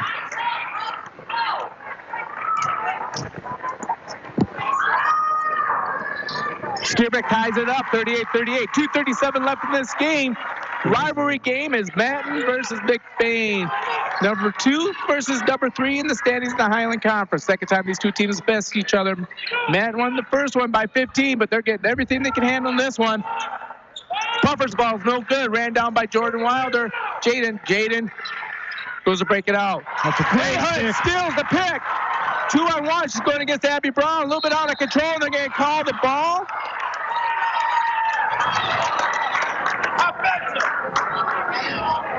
On Naderhood. Yep, it is going to be an offensive foul. Officials looking at each other again to make sure that they saw the play the same way. Again, you got to really like the way this crew has worked together and helped each other out when they needed to. That was definitely an advanced optometry. Good call Absolutely. there. Because Naderhood would have got the charging call or the blocking call if she had the ball under control. 38-38, 2 minutes left in this game. McBain hoping to break a 5-year losing streak to Matten, but Abby Shepard says, no, we're going to try and go one more game here. And Jordan Wilder with the steal on the inbound pass. 40-38. Rangers up. Puffer wants to extend the lead with the 3-ball. No good. Emma Skierbeck gets the rebound. We got a timeout by the McBain Ramblers. Minute 41 left. McBain down 38-40.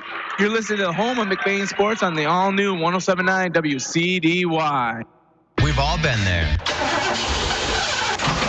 We rely on our vehicles more than ever to get us where we need to go, safe and sound. McBain Auto Service is open Monday through Friday and are fully licensed and insured to serve you. With over 50 years combined experience, they specialize in everything from brakes to engine repair with no job too big or small. Stop in for a safety inspection. McBain Auto Service, located at 9438 South Maury Road in McBain, or call 231-825-2729. We are back. It's homecoming night. McBain down 38-40 against the Matten Rangers. Last time these two teams met, they lost by 15. Right now, they got the energy of the crowd on their side. They've been playing fantastic defense. Jay, what are you seeing going to happen down the wire here? Well, it's going to be all about how do the Ramblers handle the press of the Rangers. You know Coach Katona is going to keep his Rangers in the face of McBain as they try to bring this up, and they are extending this defense right now. Molly Lane is your outlet at the back, and they have 4 players in the in the backcourt defending against the Ramblers. They want to try and force turnovers. This is what got them into the game here in the second half.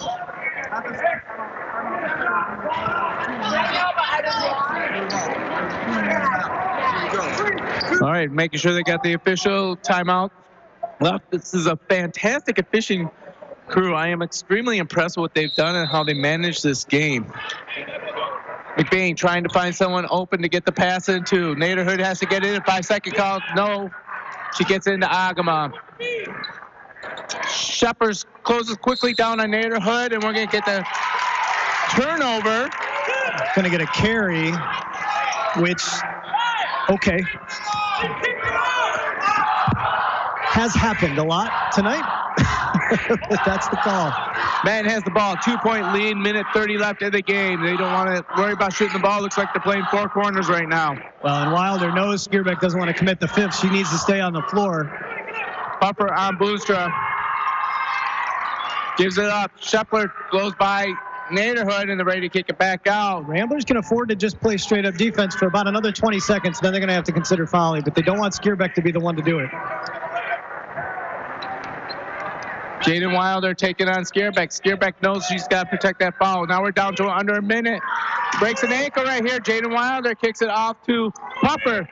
Now it's a 2-point game. Booster has to get up on her. Yeah. Booster is trying to get that foul just to stop the clock. Ramblers have to commit one more to send them to the line. We're going to get a Ranger timeout, looks like. So we got a timeout. 38-40 with 53.1 seconds left. It's going to be a full timeout, but we're going to keep it here. And we want to make sure to let you know that we will have a post-game show brought to you by Kelly's Pizza and Grill with lots of post-game awards, the Judy K. Gildy Photography, Picture Perfect Play of the Game, Huntington Electric Defensive Player of the Game, and the Jay Simon Player of the Game brought to you by L&J Meat Market. Oh, it's still the Hawkeye Player of the Game. Come on. Well, whatever. Hey, this has been a great one, and we'll have another one next week, and that fell off my tongue. When we broadcast it? Tuesday night, we'll be at Beale City for boys basketball. Tuesday night, we're heading down to the Bermuda Triangle. Beale City, after beating the McBain Ramblers and knocking them out of the district finals last year, is struggling a little bit as they lost to Everett earlier in this week. Their best player, Logan Chillman, broke an ankle in the first week of practice after making it to the state finals and football. But I tell you what, those Aggies will be up against the Ramblers. So Tuesday night, next week, you're going to want to listen to us as we bring in the boys down to Beale City. But right now, we got a game. We got a game. We do. 53 seconds remaining here. Ramblers have to one more foul to send the Rangers to the line. I would expect to see it pretty quick here, but not right here. So they want the ball in the hands of Jaden Wilder because they knew that it cannot be fouled on that by Emma Skierbeck. They need her in the game. Booster's willing to get to work. If she can catch up to Abby Brown, she hit her a little bit there, didn't get it. Agama's going to help chase her down. And now they got Agama to get that foul. 37.6 seconds left. Abby Brown to the free throw line, trying to get a little bit padding in this 2-point lead. 8-7, City 1-1.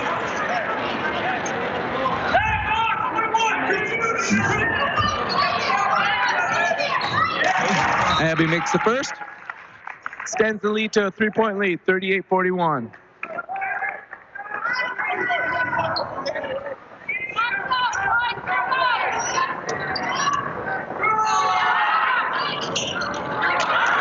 It's only a 3-point lead as Naderhood gathers the rebound in the second one, but Jaden Wild gets her hands in there, and we got to jump off. All the coaches going on the court to see who gets possession. Everybody's running 5 feet out of the court to look down and see which way the arrow was. It's Rambler ball, so they still have a chance with 34 ticks left. 34 ticks left, and they still have an Emma Skierbeck who hit a 3-ball from anywhere. Cooper Agama looking to break the press, breaks the press, gives it up to Emma Skierbeck. Skierbeck takes a quick 3-ball. It's blocked by Puffer. Lane has the ball. Agama has to follow her quickly.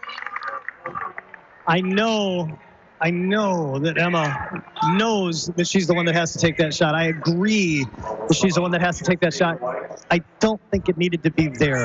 I think she could have given that ball up, moved, worked to try and get open, use a pick, free yourself up, maybe get a little cleaner look. Puffer was all over her, knew she wanted to shoot that ball and got a piece of that. That was good defense by Brianna Puffer. Yeah, that was a senior versus a sophomore again, when the senior knew that you don't get that one up. Molly Lane now makes it a 2-possession lead. And I don't blame Emma Skierbeck for taking that three. Again, she's not afraid of the big moment. She knows her team needs it. She knows she's their best option. Just would have liked to see her be a little more patient. They had time to try and set something up. Now 5-point lead by men. Booster has the ball over half court. 16 seconds. She's going to take it hard.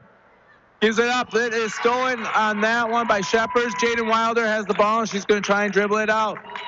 Playing a keep away right here, taking the 10-second violation, but she gets fouled before that.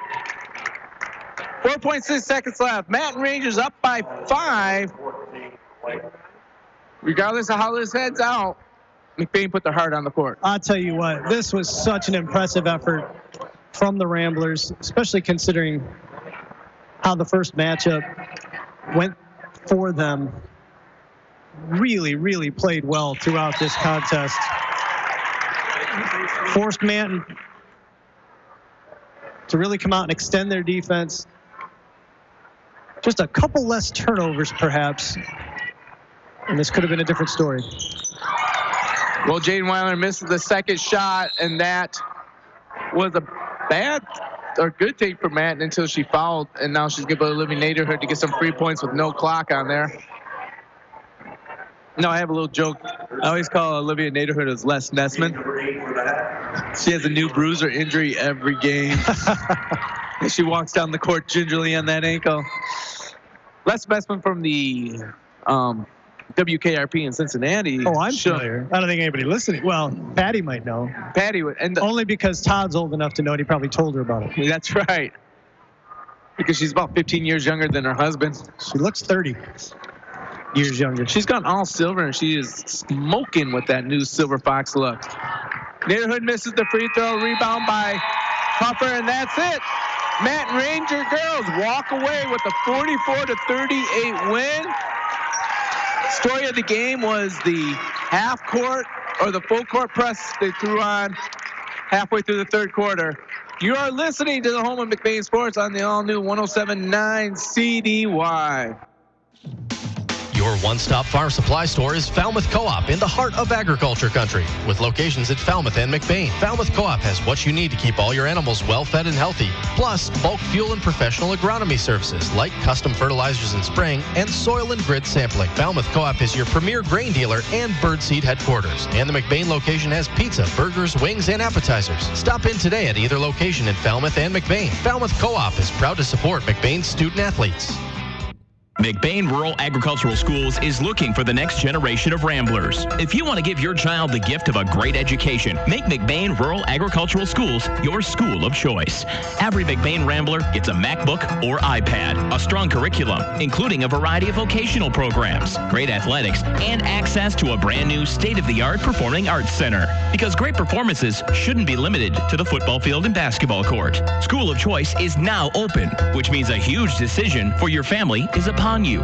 If you want a school that will challenge your child, support your child, and celebrate your child's individuality, make sure McBain is on your short list. It's never too late to change schools, and McBain is accepting students K through 12th grade. For more information, visit mcbain.org or call the superintendent's office at 231-825-2165. That's 231-825-2165. 231-825-2165.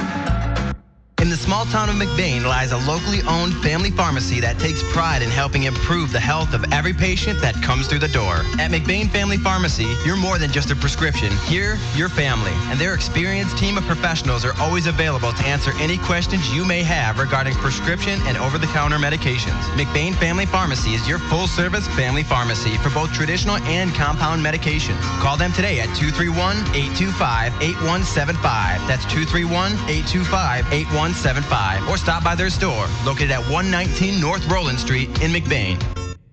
When it's late, when it's snowing, when you just have to have it. It's nice knowing McNally's Party Store in downtown McBain is open 7 days a week. Locally owned and operated with the friendliest cashiers helping to serve your grocery needs. From candy and chips to pop and munchies, McNally's Party Store, they're still keeping it cold. And wishing the McBain Ramblers good luck in tonight's game. That's McNally's Party Store in downtown McBain, open 7 days a week. And we're back. It's homecoming game here. And the original Mr. Ben Franklin is shaking our hand wearing his Matin gear, but living in the Cadillac McBain area. Wanted to give a shout out to Ben Franklin here. So, Matin Rangers survive, and that's the best word, survive an onslaught by the McBain Rambler girls. 38-44 McBain goes down, but Jay tells me I'm supposed to say 44-38, the bigger score first. Matin wins, escapes McBain with the victory, and these seniors will go 4 years without ever losing to the McBain, and now McBain has to hope for the district to meet this team again because they match up very well. Jay, what'd you see? Well, the Rangers are going to move to 12-1. They're 8-1 now in conference play, trying to keep pace with the Lake City Trojans, who they lost to on the 17th, 48-37. They need to keep pace to give themselves a chance to share the title. That's the only chance they've got now if they don't get any help. And the way the Trojans are playing and the way these Rangers are playing, I'm not sure either team is going to get any help, and it's going to come down to that rematch in all likelihood. But I'll tell you what, we said the Ramblers needed to come out and get off to a good start, get this crowd behind them. We've got all the kids right now, elementary school students, surrounding the court as the boys are coming out here between games. And the atmosphere is just raucous, and it was raucous for that girls' game. Ramblers took that energy, had a 17-7 lead in that first quarter, and really played fantastically defensively all night long. But the difference in this game was the seniors of the Rangers. Coach J.P. Katona came out in a full court press in the second half. Ramblers did a great job early, got off to a 9-0 run to start the second half. But from that point on, it was a 14-0 run to end the third. It was actually a 26-5 run to finish the game by the Rangers, and it was all sparked by that full court press. Abby Brown, Jaden Wilder, all up in the grills, as the kids would say, of the Ramblers, who had trouble getting that ball over half court. Of those 26 points, I wouldn't be surprised if somewhere in the neighborhood of 14 to 16 of them came in transition off opportunities and steals that the Rangers got there in that third and fourth quarter. Give a lot of credit to the Ramblers, Hawkeye. They hung around. It was tied at 38 late in the game. Couple of small missed opportunities. But credit to seniors of these Rangers. Sometimes it's just a team's year, and you never know with that kind of senior leadership and that kind of ability to finish a game like that. The only thing they might lack is depth, and I think that might have been the only thing that maybe hurt them against Lake City. But if they can play that kind of defense, they can hang with anybody. Great effort, though, by the Ramblers tonight.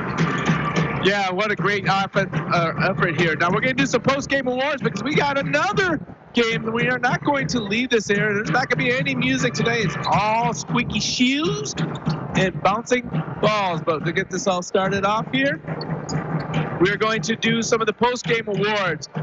Hey, I want to get this started. You're listening to the Kelly's Pizza Grill post-game show. And that is one of the best places for pizza, the official supplier of pizzas for the McBain Ramblers concession stand. Get this started. I need from you, Jay. What says you, the Judy K. Gildy picture-perfect play of the game? The Judy K. Gildy picture-perfect play of the game. There were a lot of different opportunities in this one, to be completely honest with you. I really liked the Emma Skierbeck 3 when she noticed Abby Brown kind of peeking and looking for the pick. There were a couple of other defensive plays that I really liked, but I got to go with the coop to the hoop with the scoop, as Cooper Agama, off a handoff pass and pick from Leah Neverth, drove to the rim with the left hand, scooped it underneath tight. Not a lot of room on that shot, laid it up and in. That is my Judy K. Gildy picture-perfect play of the game.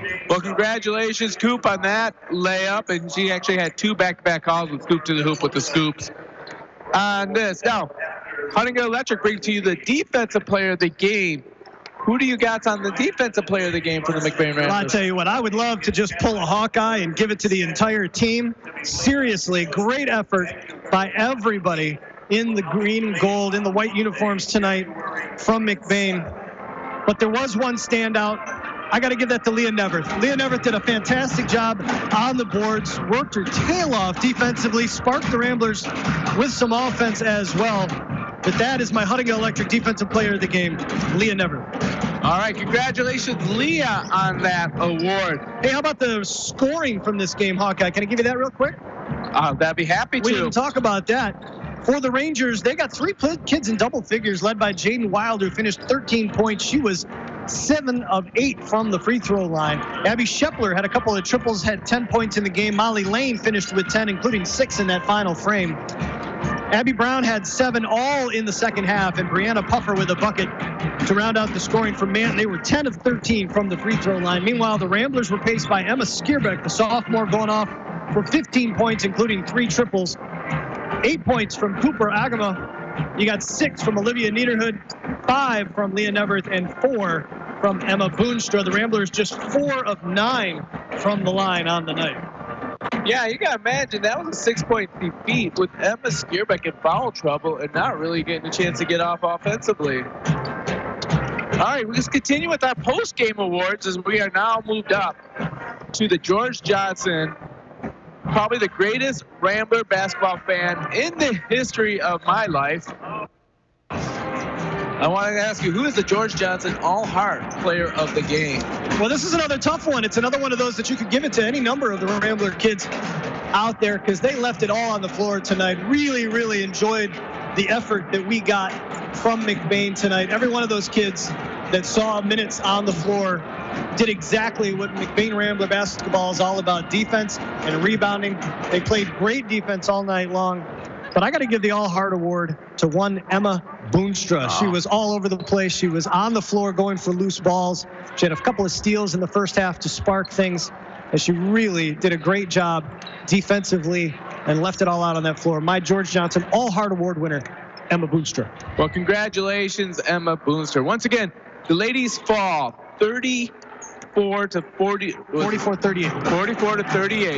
But we're not done because we have the boys coming up in just over 11 minutes. So you're going to want to stay tuned. But before we do that, we have one last award, the one that everyone's been waiting for, the one that's going to be extra special, as we have the J. Simon Player of the Game, brought to you by L&J Meat Market. Listen, the only time this is exciting is when it's the Hawkeye Player of the Game, but I will try to do my best with this one. Well, again, I got to credit the Ramblers. Fantastic effort from everybody out there on the floor.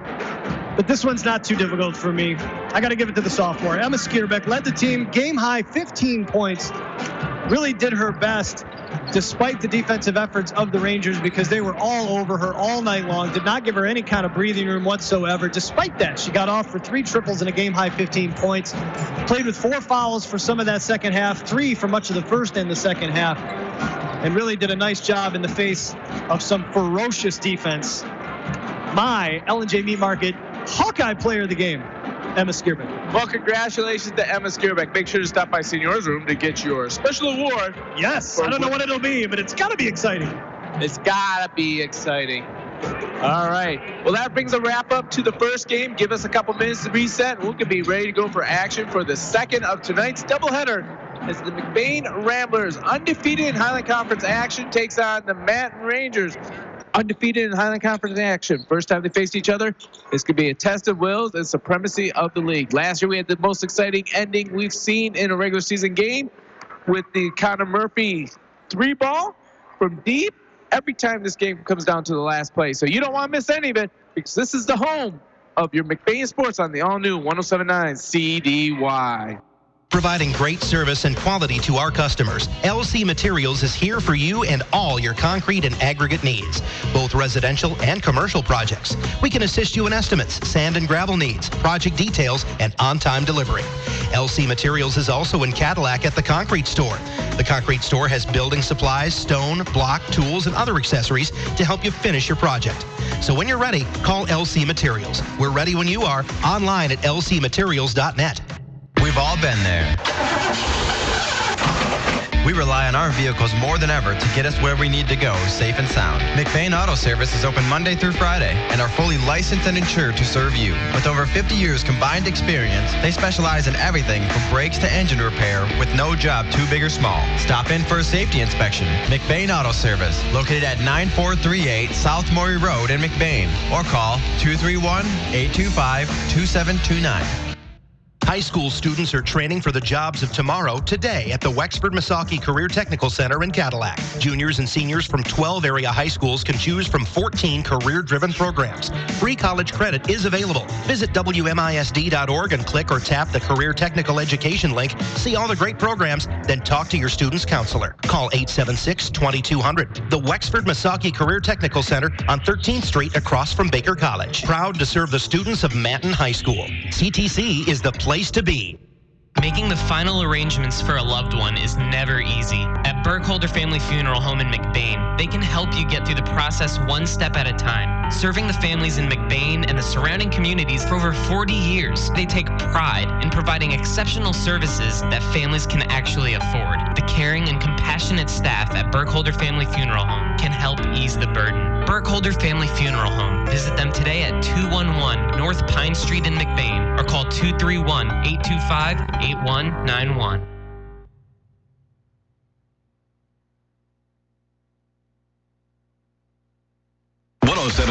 CD.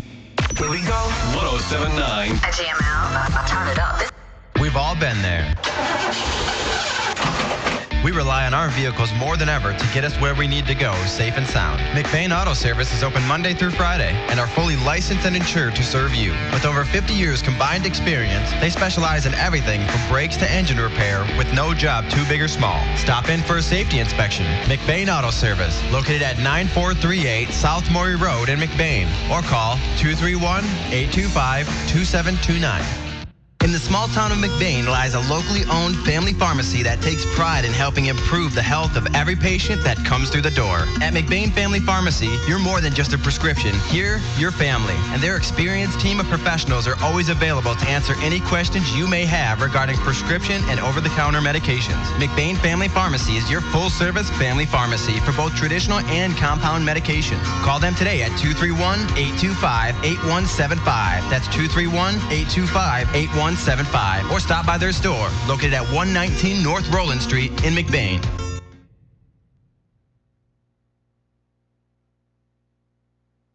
In the small town of McBain lies a locally owned family pharmacy that takes pride in helping improve the health of every patient that comes through the door. At McBain Family Pharmacy, you're more than just a prescription. Here, you're family, and their experienced team of professionals are always available to answer any questions you may have regarding prescription and over-the-counter medications. McBain Family Pharmacy is your full-service family pharmacy for both traditional and compound medications. Call them today at 231-825-8175. That's 231-825-8175. Or stop by their store, located at 119 North Roland Street in McBain. And good Friday evening, everybody, and welcome back to the gym here at McBain High School for the second of our varsity doubleheader, the Manton Rangers and the McBain Ramblers. The girls in action in our opener, the Rangers escaping with a 44-38 victory over McBain.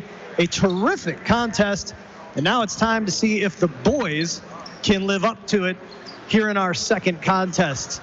Alongside McBain Superintendent Steve Preisel, I am Jay Simon, and this is your Shepherd's Agency pregame show. And Steve, welcome to the broadcast. Gary probably taking care of He's taking care of Rambler Review and making sure the kids. Okay, yeah. I don't know, he's always got so many things going on, but his loss is our gain. How you doing? Well, it's good to be here. You know, I love getting out and getting up in the football booth with you guys, but basketball is really my wheelhouse. So it's good to be here tonight. And you're right, that first game, two good ball clubs, and it was just didn't go the Ramblers' way at the end there. Yeah, it was a terrific effort by McBain. Head coach Drew Bronkema had his kids working their tails off in that one. Their defensive effort, I think, is what really impressed me the most. But boy, the Rangers, when they wanted to turn that defense up in the second half, they did. McBain had trouble getting it over half court, and that's when their offense went to sleep. It was a 24-5 run to end the game by the Rangers to pull out that win. Yep, we sat on 33 a long time. I already know that. So, but good. Kudos goes out to Manton. They got it done.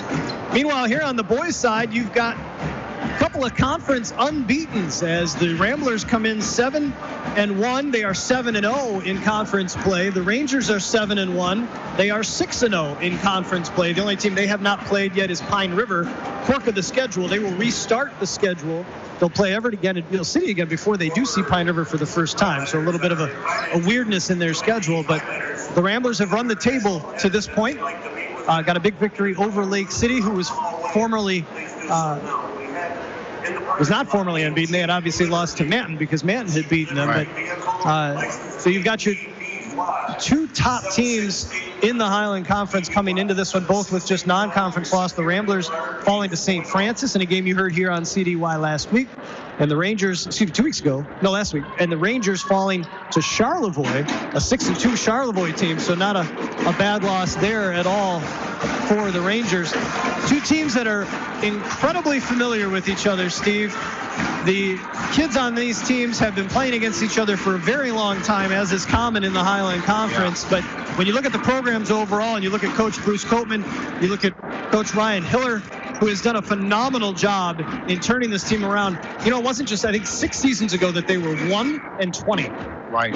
And they have made the state semifinals since, taking out McBain in the districts. They've been to a regional semifinal last year. This is a program that has really hit its stride. Coach Hiller trying to do the same thing that Coach Copeman's done here in McBain. Yeah, I mean, and it's great that they're both undefeated in conference. It puts a little bit more at stake, but this is just a great rivalry in general. I think anytime these two teams get together, you're going to see some real toughness. Coach Copeman brings it every night, and I know Coach Hiller will as well. So, gym's packed. This is the kind of atmosphere why you go into basketball, and it's a lot of Rangers, but certainly a lot of Ramblers here on homecoming night.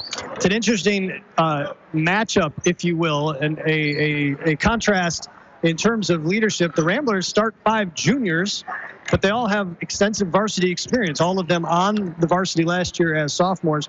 The Rangers, meanwhile, are very senior heavy. Some of them, though, have been on the varsity since sophomore year as well. You look at kids like Isaac Radin, you look at Cole Regnaris, you look at Jacob Hahn. These are names that we've been saying for the last few years. These are two very experienced teams. They really are. I mean, when you look down the roster for the Ramblers, you see a lot of those juniors. But, they played quite a bit last year, and they've had to step into senior leadership really roles this year. And, of course, we know Grayson Verbertmos is out for till February at some point, and they'll welcome him back. But I'm just looking forward to a really tough fought game, and I love seeing Coach Copeman go up against Coach Hiller. Well, Hawkeye mentioned it during the break between games. He said one of the most exciting regular season games we've ever had the pleasure of calling here on CDY last season in their first matchup, when one of those aforementioned juniors, just a sophomore, Connor Murphy, buried a 3 from the volleyball line to win it. And you know that the Rangers aren't likely to forget that and would like nothing more than to disappoint this packed homecoming crowd here in McBain. Not sure if we're getting national anthem again or not. I think we may we are actually. I think the choir's coming out here. All right. Well, we are going to get the national anthem again here in McBain. So while that happens, we will take a break. The Manton Rangers and the McBain Ramblers boys varsity basketball action coming up for you. Don't go anywhere. We'll be back right after this.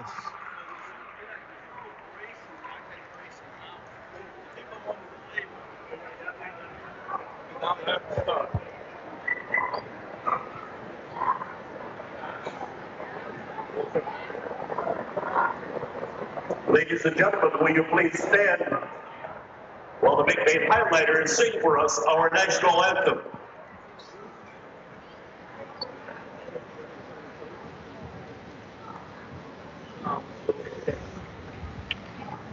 We've all been there. We rely on our vehicles more than ever to get us where we need to go, safe and sound. McBain Auto Service is open Monday through Friday and are fully licensed and insured to serve you. With over 50 years combined experience, they specialize in everything from brakes to engine repair with no job too big or small. Stop in for a safety inspection. McBain Auto Service, located at 9438 South Maury Road in McBain, or call 231-825-2729.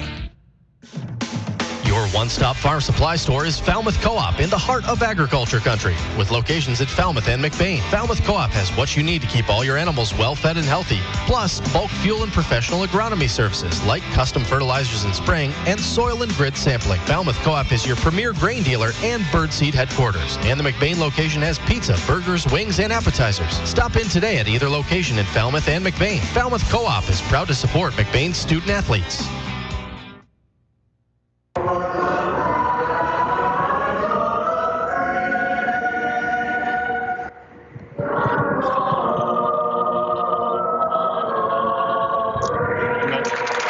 Yeah, fine job by the McBain Highlighters, I believe is who that is. The choir singing the national anthem here in McBain. Jay Simon alongside Superintendent Steve Preisel, who I think is looking for Hawkeye, but you might as well put that headset back on, Steve, and sit in until he comes back. That's fine with me. Or he's going to let you have it. You never know. You do too good a job, he's not going to relieve you. The McBain Ramblers and Manton Rangers about to kick things off here. Homecoming here in McBain. And I heard from my daughter today, Steve, you guys had a great pep rally. Very exciting. Little boys volleyball action was going on at some point today. There was a lot of energy all week, not just today. It was a little difficult to keep the kids focused, but yeah, we ended it with a real nice assembly for the day. My daughter telling me about the Spirit Week stuff. I think like Friday when they get to wear the colors, the freshman won is what I hear as far as the colors today. I joked with my daughter, the freshmen always win that stuff because they come in all bright-eyed and excited. Right. And then as sophomores, they realize high school is not what they thought it was going to be. And then juniors, they're starting to feel it again. And then the seniors, their senioritis. Their senioritis. It is. Yeah, exactly. Yeah. Getting the starting lineups from these two teams. I'll tell you, in the girls' game, Steve, we saw some intense defensive pressure from the Rangers. But the Ramblers did a fantastic job themselves of defending against the Manton Rangers, who have some excellent ball handlers. Just a great defensive game by both teams. I expect we're going to see the exact same thing in this one. I would not be shocked to see a final score in the 40s for these two teams. Yeah, I agree too. You know, and knowing these two programs over the years, and they really like to get out and pressure and man. They get out on the perimeter. They're not going to be doing a lot of sagging and whatnot. I really think it's going to be physical and I know we've both got some good shooters too. So I think it's going to be nothing more than just another McBain-Manton game they're going to get after each other. Give you the starting lineups for the teams tonight. For the Rangers, they will run out with junior Caleb Moore, senior Isaac Radin, senior Cole Rigneris, senior Jacob Hahn, and sophomore Lucas McKiernan. Meanwhile, for the Ramblers, it's that fivesome of juniors that will start for them. Connor Murphy, Caden McGillis, Tristan McElhenney, Daniel Rodenbaugh, and Mason Hooker will start things off for McBain. McElhenney, I think, the leader early in the shoe game tonight with some very brightly colored shoes and Under Armour socks. As my longtime broadcast partner, good friend and all-around Renaissance man, Gary Hawkeye Vanna has joined me back here at courtside. Hawkeye. Sidekick. Here we go. Ramblers win the tip, and they will go right to left on their opening possession. Connor Murphy with the ball, harassed by Moore. Ramblers in their home white jerseys with the green and gold trim. Here's Hooker topside, swung around Murphy on the logo to the right wing. Murphy topside McGillis left all alone for three. Back iron, no good. Rebound, though, chased down by Daniel Rodenbaugh. Rodenbaugh going to the hole is going to draw the foul. It's going to be an offensive charge. And a good call as Jacob Hahn was exactly where he needed to be. Rodenbaugh went right into him. And the charge drawn by Hahn. And Hahn, I'll tell you what, fired up. already right off the bat. He is definitely the emotional leader of this team. You got Isaac Raiden, who's a third-year varsity player, who's a steady hand, and then Hans, your emotional leader. Speaking of Raiden, he's on the left wing being harassed by McElhinney. Topside for Hahn. Now to Moore right wing. Moore driving. Some help defense from the Ramblers. A little skip pass into the corner. Topside. Raiden will take the three. In and out. And Murphy with the rebound. Here come the Ramblers. Connor Murphy over the timeline at the Block M logo in midcourt. Over on the right wing for McElhinney. Topside for Rodenbaugh. Looking left. He'll give it to Hooker. Down low, McElhinney all alone, and McElhinney will be fouled as Lucas McKernan, the sophomore, with the follow-through, missed the ball, got all arm, and McElhinney will go to the line for a couple. Now, the pre-scouting report I got from Ryan Hiller right now is that Raiden was fighting the flu this week and had to miss Wednesday's game. In addition to that, the best player so far this year, Cole Regneris, has a bad ankle, and they had Fred Kasperak, who graduated with Lucas's dad, tape him up and doesn't know how long Lucas is going to be able to go on that ankle. McElhinney misses them both, and the rebound chased down by the aforementioned Regneris. I will say that right tonight. Caleb Moore uses a Regneris pick. Kick into the corner, wide open for three. Too strong is McKernan, and the loose ball chased down by Rodenbaugh. Yeah, it looked like Regneris had that one in the corner, and then Rodenbaugh just came out of nowhere to steal it from him. Murphy around his back, lefty layup, cannot get it to go, and the rebound pulled down by Hahn. Here comes Moore. Ramblers still playing man-to-man as they almost always do. There's a block by Murphy on an attempt by Moore, who gets it right back. Moore inside, turnaround jumper, no good from Regneris. And the rebound by Rodenbaugh. Still nothing. 6:10 to go here in the opening quarter. McElhinney on great defense on Regneris there, as Regneris had about a 4-inch advantage, but McElhinney was able to keep on top of it. McElhinney trying to get it down low for Rodenbaugh on the block. And Rodenbaugh unable to corral it out of bounds. It'll be Ranger basketball. Rangers in their road orange with black and white trim as they go left to right across your radio dial. Inside 6 minutes to go here in the opening quarter. Still no score. Moore to Hahn at the left elbow. Hahn, jab step, pulls back against Rodenbaugh. Now kicks it up top for Raiden. Raiden cut off by a double team. Flips it to Moore. Over to McKernan open. McKernan pump fake, drives, gets to the rim, won't go. Hooker skies for the rebound for the Ramblers. Quickly up ahead to McElhinney on the left wing. Gives it up to Murphy. Gives it to McGillis as they call out the play. McGillis using a pick from Rodenbaugh. Now trying to find Murphy so they can reset. Murphy now will drive into the paint. Murphy right-handed scoop won't go. Tries to battle for his own rebound, and they're going to say it went off of the hands of McKernan, and it'll be Rambler basketball. They will trigger under their own basket.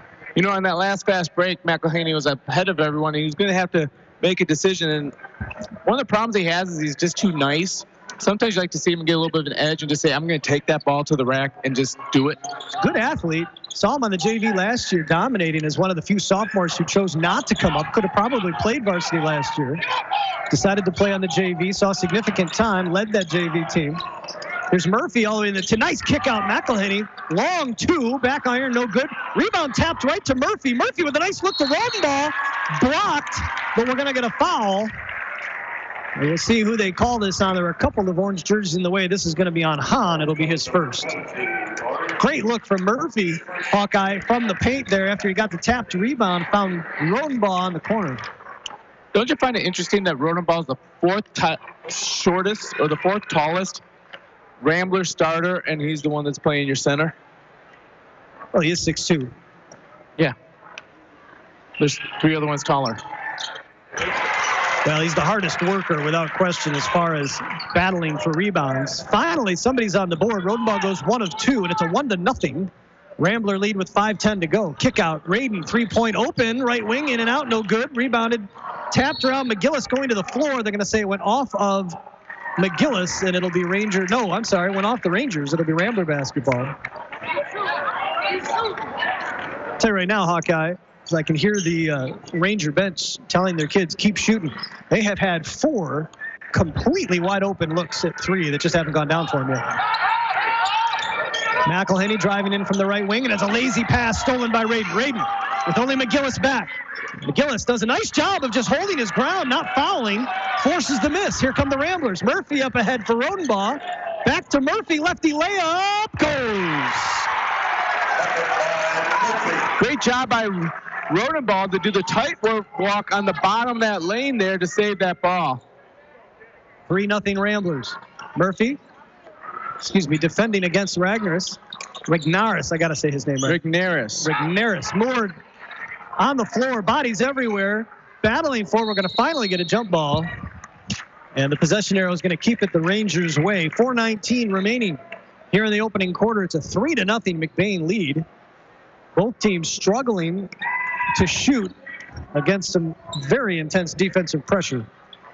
Hahn will trigger under his own basket. Trying to find Radin, cutting inside. Bodies on the floor again. Radin gets it out. Top side for Moore. Drives inside. 14-foot floater won't go. Hooker with the rebound. Here come the McBain Ramblers. Over the half-court line is Hooker. Top side Murphy. Flipped over to McElhinney on the left wing. Gives it back to Murphy. He'll call out the play from the middle. Being harassed by Moore. Uses a pick between the legs. Picks up his dribble. Gives it to Rodenbaugh. Rodenbaugh surveying. Rodenbaugh will now dribble. Gives it to Murphy. Murphy right-handed dribble to the top. Hand off to McGillis. 3:45 remaining here in the opening quarter. 3-0 McBain. Rodenbaugh gives it up to Murphy. Murphy to McGillis in the middle of the paint. McGillis driving to the lane, can't get it to finish on the finger roll. Loose ball ends up in the hands of Rodenbaugh, and Rodenbaugh knows what to do with that. Plays it up off the glass. Hooker keeping it alive there, batting it up, trying to bat it into the basket. Missed it, but got a perfect pass to Rodenbaugh. Moore driving, tough defense from Rodenbaugh. Tough rebound, and the putback is good. Rignaris working hard underneath with that heavily taped ankle, gets it to go, and he's going to the line for a three-point opportunity. Yeah, the senior didn't want to miss the game tonight, and he said, no matter what, tape it up as tight as you want because I'm playing either way. Foul was on Rodenbaugh. No, sorry. Foul was on Hooker. As the free throw by Rignaris is missed. 5-2 Ramblers, 3:10 remaining here in the first quarter. Rodenbaugh takes the handoff. Topside George Brown, who's checking into the game for McBain. Hooker, one dribble, picks it up, gives it to Murphy. Murphy harassed by Moore. Boy, so you put a number 1 on in an orange jersey, and suddenly you're dominated. And McGillis skying to the rim. McGillis, one of the best one-foot jumpers I think I've seen at the high school level. Laid that in right at the 10. 7-2. Ramblers with the lead. 2:40 remaining here in the opening quarter. There's an errant pass by the Rangers out of bounds, and it's going to be Rambler basketball. So just like the girls' game, Hawkeye, some good defense from McBain, allowing them to jump out to an early lead, 7-2, 2:34 to go here in the first. Jacob Rupert checks in for the Manton Rangers as Cole Rignaris goes to the bench. Rodenbaugh, topside for Hooker. Hooker dribbles to the right side, curls around a block, and took a hand to the face, or took a hand to the ball. Not sure if the ball got him in the face or a hand got him in the face, but reacted like he got hit in the face. Ball goes out of bounds, and it'll be Ranger basketball. Coach Hiller calling out the play. 2:15 remaining here in the first, to 5-point Rambler lead. Caleb Moore working against Murphy. He'll drive left, cuts in, stops Rodenbaugh, cuts him off. Rebound, McGillis skying for it. And now we're going to get loose ball, goes out of bounds. It'll be Ranger basketball. McGillis jumped a little early, still hung up there almost long enough to pull that rebound down, but it goes out of bounds. And Hahn will trigger for the Rangers. Substitution for the Rangers, Jacob Rupert has checked into the game. Radin hands it off to Hahn. Back to Radin in the corner. Pump fakes on Brown. Drives. Elevates. Lost the handle on the floor. Outside to Moore. Moore into the paint. Into the corner for Radin. Brown cuts him off. Down low for Moore. Working against Murphy. And there's a pass into the backcourt. This is going to be over and back as soon as Moore touches the ball. Rangers think it was tipped. And the officials disagree politely. Advanced optometry, good call. Well, you're always going to argue it's tipped. Absolutely. You can convince them because you already know that you're in a losing hand. Moore taps it away from Murphy. Boy, I tell you, like I said, it's like you put the #1 jersey on for the Rangers and you become a defensive demon. Jaden Wilder showing us that in game 1. Well, McElhaney coming for that pass, nearly got his head taken off. McElhaney will dribble it out, gives it up to Murphy at the block M. Right-handed dribble over to the right wing. Bounce pass to McGillis on the baseline. McGillis driving, elevating, got undercut, couldn't finish, and the loose ball collected by the Rangers. Here comes Manton. Jacob Hahn, a little hesitation, topside for Moore. Over to Radin on the left wing. Minute 9 remaining here in the first quarter, 7-2 McBain. In a game that has been marked by defense and tough shooting. Into the corner, Radin. He'll take the 3 over Brown. Front iron no good. Murphy chases it down. Inside a minute to go. Murphy over half court to McGillis. McGillis into the corner. 3 from Rodenbaugh. Bang! Daniel Rodenbaugh with the triple. And it's a 10-2 Rambler lead. 35 seconds to go here in the opening quarter. Radin on the right wing working against Brown. Uses a pick, gets a switch. Hahn swung around to Moore on the left wing. Moore drives baseline, cut off by McGillis. Double team. Finds Radin topside. Brown picks him up. 20 seconds remaining. Moore on the left wing now. Uses a Radin pick. Double team by Brown. Gets around him. Drives right side of the lane. Now goes in. Little floater. Won't go. Rodenbaugh with the rebound. 8 seconds remaining. Rodenbaugh quickly over the timeline. Rodenbaugh, hesitation, tries to get to the rim, throws it up, won't go. But he's going to draw the foul, and with 2.2 seconds remaining, Daniel Rodenbaugh will go to the line. Foul is going to be on Rupert, his first, 3rd on the Rangers. That's a kid who's had 3 bigger brothers that wore the green and gold and played in the backyard and knew that you may not get the shot, but you get the foul if nothing else when you don't have any better options for a clean shot. Rodenbaugh knocks down the first. 2.2 seconds remaining. Ramblers have a 12-2 lead after Rodenbaugh makes the second. Rangers inbound. Moore, half-court heave is too strong. And after the opening quarter here in McBain, the Ramblers enjoy a 12-2 lead over the Manton Rangers. We'll take a break. Second quarter action coming up right after this.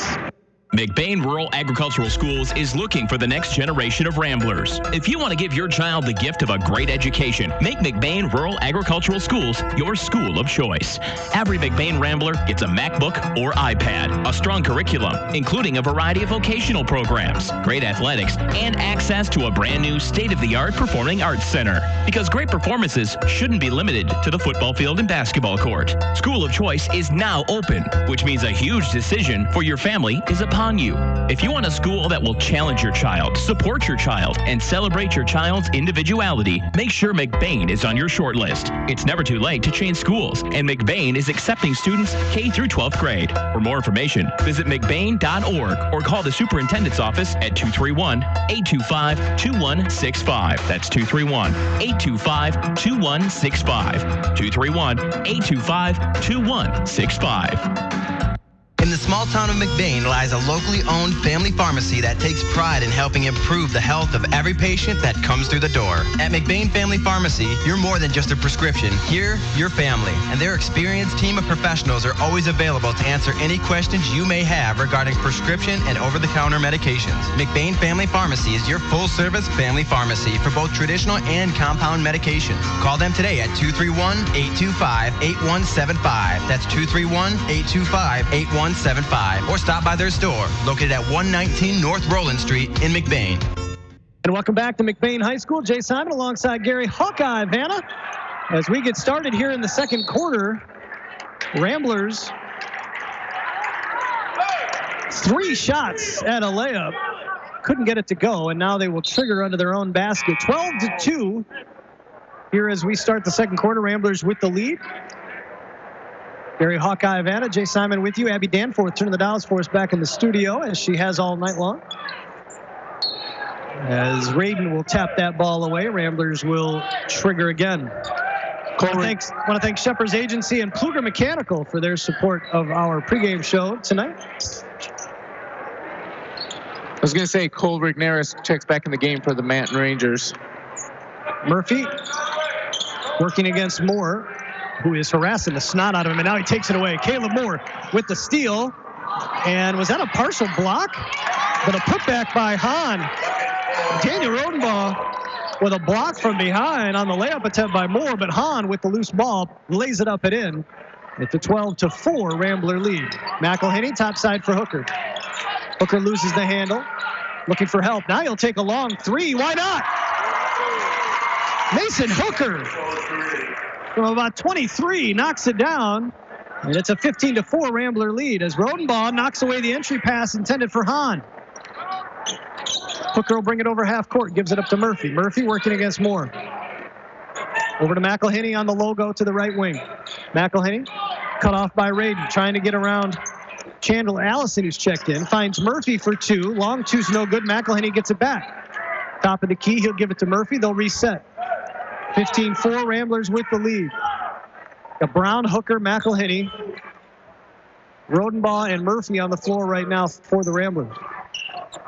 Allison, Hahn, Radin, Moore, and Rigneris on the floor for McBain as Murphy's, I don't know if that was an intended pass maybe. It looked like either a really short shot or he was trying to hit Rodenbaugh.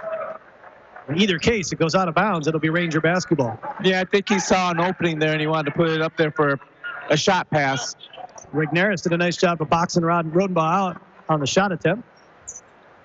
So he wasn't there for the shot pass. 6 minutes remaining here in the second quarter. 15-4 McBain. This is Jacob Hahn. Slings it over to Radin. Radin. Free throw line extended far side, working against Brown. Right-handed dribble. We'll give it to Drayden Morrow, who has checked into the game. A goggled Drayden Morrow. Love to see the goggles out on the floor. Hahn, top side for Moore. Moore will call out the play. Over to Radin, left wing. Radin, lefty dribble, drives baseline, cut off by Brown. Picks up his dribble, top side for Rigneris. Rigneris puts it on the floor against Hooker, spinning, gets inside, gets the shot to go. Cole Rigneris with a great move, and it's a 15-6 Rambler lead. 5.5 to go here in the second quarter. And McGillis's pass for Rodenbaugh, too hot, through his hands and into the stands. Hey, that rhymed. Yeah, you did a good job on that one. Didn't even mean it. No, I was kind of amazed here that you got Hooker on Rigneris, and now Radin has to deal with the man-child we like to call George Brown. Caleb Moore with the step-back three over the extended arm of McGillis. That's not a lot of space. And it's cut to 15-9 now, McBain. McGillis trying to get it down to Brown. Brown at the right elbow, looking for help. Top side for McGillis. McGillis, right-handed dribble, will hand it off. Thought about handing it off to Hooker. Now he doesn't. Yeah, Murphy on the bench. Ramblers looking for some ball handling right now. Hooker over to Rodenbaugh. Rodenbaugh driving baseline. Little reverse layup won't go. McGillis with the rebound. Loose ball ends up to Rodenbaugh, who misses the bunny. And then the rebound tapped, collected by Hahn, but Hahn had his foot on the baseline. And he will be out of bounds. It'll be Rambler basketball. And now we're going to get a Ranger timeout. They want a full timeout. We'll take a break. 4.5 remaining here in the first half. Ramblers with a 15-9 lead. We'll be back right after this. When it's late, when it's snowing, when you just have to have it. It's nice knowing McNally's Party Store in downtown McBain is open 7 days a week. Locally owned and operated with the friendliest cashiers helping to serve your grocery needs. From candy and chips to pop and munchies, McNally's Party Store, they're still keeping it cold. And wishing the McBain Ramblers good luck in tonight's game. That's McNally's Party Store in downtown McBain, open 7 days a week. And welcome back to McBain High School. Jay Simon alongside Gary Hawkeye Vanna. Abby Danforth turning the dials for us back in the studio. This broadcast brought to you in part by Northern Truck Service, McBain Hardware, Huttinga Electric, Judy K. Gildy Photography, and Advanced Optometry. Our sincere thanks to each and every one of our broadcast partners for their support of Rambler basketball here on 107.9 CDY. Reminder, if you're leaving our listening area, head over to 107.9cdy.com. Click the game logo over on the right-hand side. You can listen to us anywhere you've got a solid internet connection. Patty Hamlet listening to us from Colorado while the girls' game was going on. Brian down in Waterford listening to us. We appreciate all of that. Streaming brought to you by McLean Transmissions. And Hawkeye has something about Antonio's Pizza, right? Anthony's Pizza breadsticks with the cream cheese dip. Brian. Rambler basketball out of the Ranger timeout. McGillis, corner three is too strong, and the rebound tapped around, and now we're going to get a loose ball, jump ball, and it's going to be Ranger basketball. 15-9, McBain with the lead, 4.5 minutes remaining here in the first half. McBain comes into this game an honorable mention in the latest Division III AP media poll. They were as high as number 6, but a loss to the St. Francis Gladiators has dropped them to honorable mention. Here's Isaac Radin on the left wing, drives baseline, swing pass over to the corner for three. Morrow can't get it to go. McElhenney chasing the rebound down. Loose ball comes up into his hands. Quickly up ahead for Murphy. No, Rodenbaugh nearly taken away by Hahn. The Rodenbaugh comes up with it. Hahn playing free safety on that one, was waiting for that pass to come, jumped it, and almost got himself an interception. I'll tell you right now, Morrow is working really hard against Murphy. Loses him for a moment, though, and Murphy makes the three. We're going to get an offensive foul underneath. The basket should count. The basket, I believe, will count. Yes. So Murphy's three is good, but Rodenbaugh is going to pick up the foul. It'll be his second on the rebound attempt.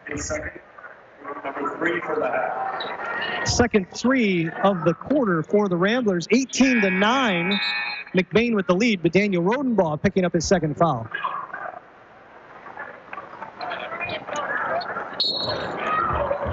You can hear Drayden Morrow as he came to the bench. My bad. He's doing a great job defensively. Murphy just got caught up between a couple picks. Credit Murphy for freeing himself on that one. Rangers going left to right. Hahn top side, working against Rodenbaugh. Over on the right wing for Regnaris. Regnaris with that heavily taped left ankle. Doesn't seem to be affecting him too much. A lot of adrenaline in a game like this between two rivals. And being 18 years old. That helps. Regnaris puts it on the floor, takes it to the rim. Great defensive effort by Hooker, and McElhenney comes up with a loose ball. McElhenney wanted to give the ball up to Murphy. Yeah, Tristan McElhenney spent his JV sophomore year running the point. I'm not sure why he feels he needs to give that ball up right away. Because McElhenney is a black and white guy, and he plays within his role, and his role is not the point guard. Yeah. It's good and bad.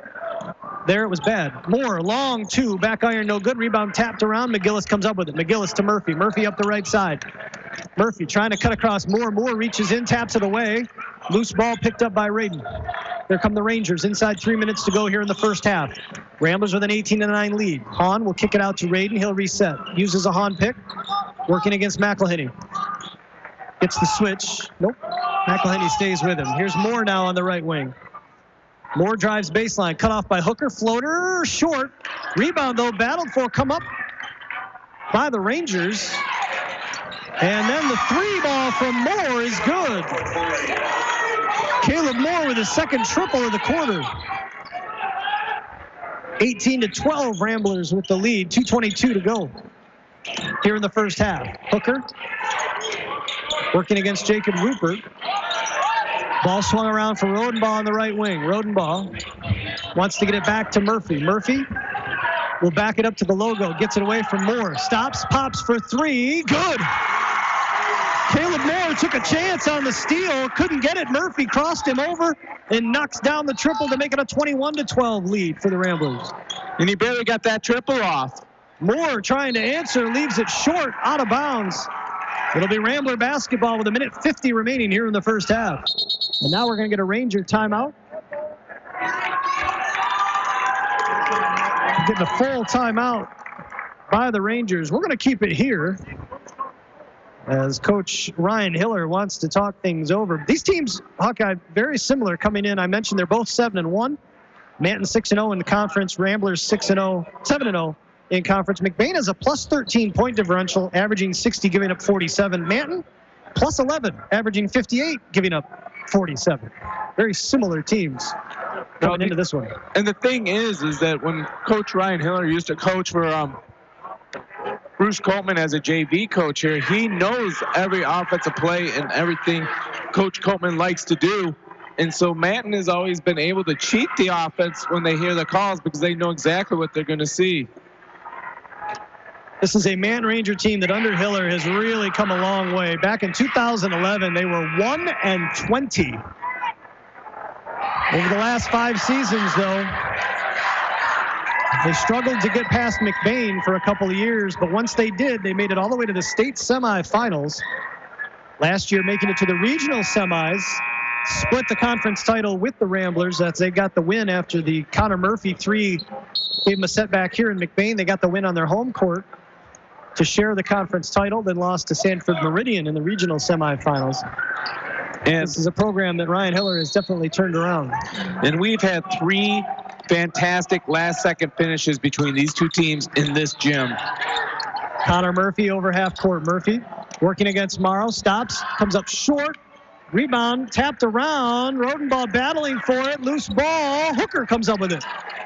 Hooker will take the 3 from the left wing. Front iron no good. Rodenbaugh, nice box out by McKernan. Jacob Rupert with a great box out. Morrow in the corner. Kicks it out to Radin. Checked by McElhinney. Minute 20 to go here in the first half. It's a 9-point Rambler lead. Radin trying to cross over, and we're going to get a carry as he got that ball on his hip after the crossover.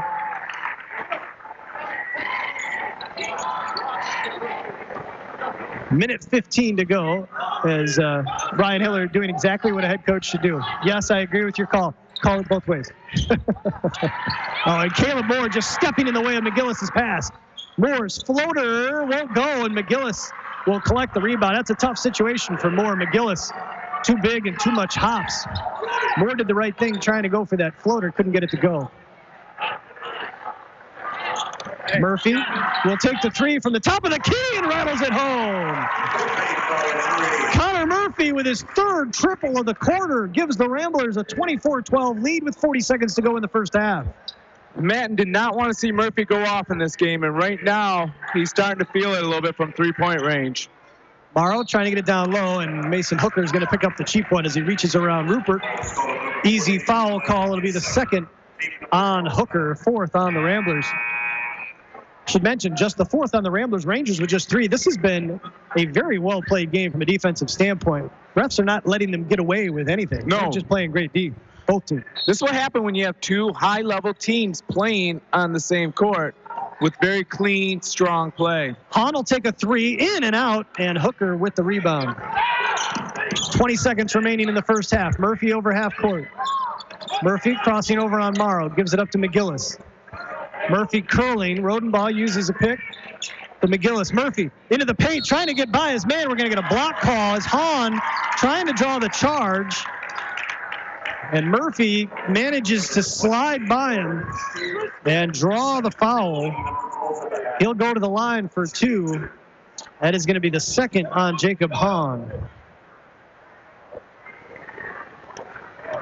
9.9 seconds remaining here in the first half. Make sure you don't go anywhere. The McBain Hardware halftime show is coming your way. Packed house, homecoming night here in McBain. We had a varsity doubleheader. The McBain girls fell to the Manton Ranger girls, 44-38 in our opener. And the Ramblers have a 26-12 lead here late in the first half against the Rangers. Caleb Moore driving, pass cut off by McElhinney. McElhinney to Murphy. Murphy over the timeline. Hesitation dribble, trying to get to the lane. And they're going to call a travel on Connor Murphy as he got the scoop to go, but they say it looked awkward. It looked awkward, but I didn't see any extra steps. But, no. Hey, advanced optometry, good call. Official right there. And that's why he's wearing the stripes and I'm not. That's going to end the first half here in McBain. The Ramblers enjoying a 26-12 lead over the Manton Rangers. We'll take a break. The McBain Hardware halftime show coming your way right after this. providing great service and quality to our customers. LC Materials is here for you and all your concrete and aggregate needs, both residential and commercial projects. We can assist you in estimates, sand and gravel needs, project details, and on-time delivery. LC Materials is also in Cadillac at the Concrete Store. The Concrete Store has building supplies, stone, block, tools, and other accessories to help you finish your project. So when you're ready, call LC Materials. We're ready when you are. Online at lcmaterials.net. We've all been there. We rely on our vehicles more than ever to get us where we need to go, safe and sound. McBain Auto Service is open Monday through Friday and are fully licensed and insured to serve you. With over 50 years combined experience, they specialize in everything from brakes to engine repair with no job too big or small. Stop in for a safety inspection. McBain Auto Service, located at 9438 South Maury Road in McBain, or call 231-825-2729. Your one-stop farm supply store is Falmouth Co-op in the heart of agriculture country. With locations at Falmouth and McBain, Falmouth Co-op has what you need to keep all your animals well-fed and healthy. Plus, bulk fuel and professional agronomy services like custom fertilizers and spraying and soil and grid sampling. Falmouth Co-op is your premier grain dealer and birdseed headquarters. And the McBain location has pizza, burgers, wings, and appetizers. Stop in today at either location in Falmouth and McBain. Falmouth Co-op is proud to support McBain student athletes. McBain Rural Agricultural Schools is looking for the next generation of Ramblers. If you want to give your child the gift of a great education, make McBain Rural Agricultural Schools your school of choice. Every McBain Rambler gets a MacBook or iPad, a strong curriculum, including a variety of vocational programs, great athletics, and access to a brand new state-of-the-art performing arts center. Because great performances shouldn't be limited to the football field and basketball court. School of Choice is now open, which means a huge decision for your family is upon you. If you want a school that will challenge your child, support your child, and celebrate your child's individuality, make sure McBain is on your short list. It's never too late to change schools, and McBain is accepting students K through 12th grade. For more information, visit mcbain.org or call the superintendent's office at 231-825-2165. That's 231-825-2165. 231-825-2165. In the small town of McBain lies a locally owned family pharmacy that takes pride in helping improve the health of every patient that comes through the door. At McBain Family Pharmacy, you're more than just a prescription. Here, you're family, and their experienced team of professionals are always available to answer any questions you may have regarding prescription and over-the-counter medications. McBain Family Pharmacy is your full-service family pharmacy for both traditional and compound medications. Call them today at 231-825-8175. That's 231-825-8175. Or stop by their store, located at 119 North Roland Street in McBain. When it's late, when it's snowing, when you just have to have it. It's nice knowing McNally's Party Store in downtown McBain is open 7 days a week, locally owned and operated with the friendliest cashiers helping to serve your grocery needs. From candy and chips to pop and munchies, McNally's Party Store, they're still keeping it cold. And wishing the McBain Ramblers good luck in tonight's game. That's McNally's Party Store in downtown McBain, open 7 days a week. And welcome back to McBain High School. Jay Simon alongside Gary Hawkeye Vanna, Abby Danforth, twisting the dials for us back in the studio, making us sound as good as humanly possible. Not an easy job, I will tell you that right now. Got a young man being honored right now out there at half court. Hawkeye, what do you know about that? Well, this is Ron Brinks. He is a former track star here who held the 3,200 record for 50 years. Al Cushing came over here in 1978-79, and he took over the track program. And his goal by the time he retired is to have every single record on that board broken by an athlete that he coached, and there was only one record he could never catch, and that was the 3,200. And not until this year, or last year, Keegan O'Malley finally broke that record.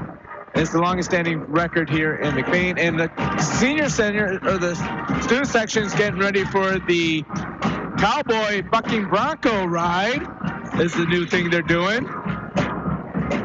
This looks a little scary, not gonna lie. Oh, you gotta see who the donkey is. Oh my goodness gracious.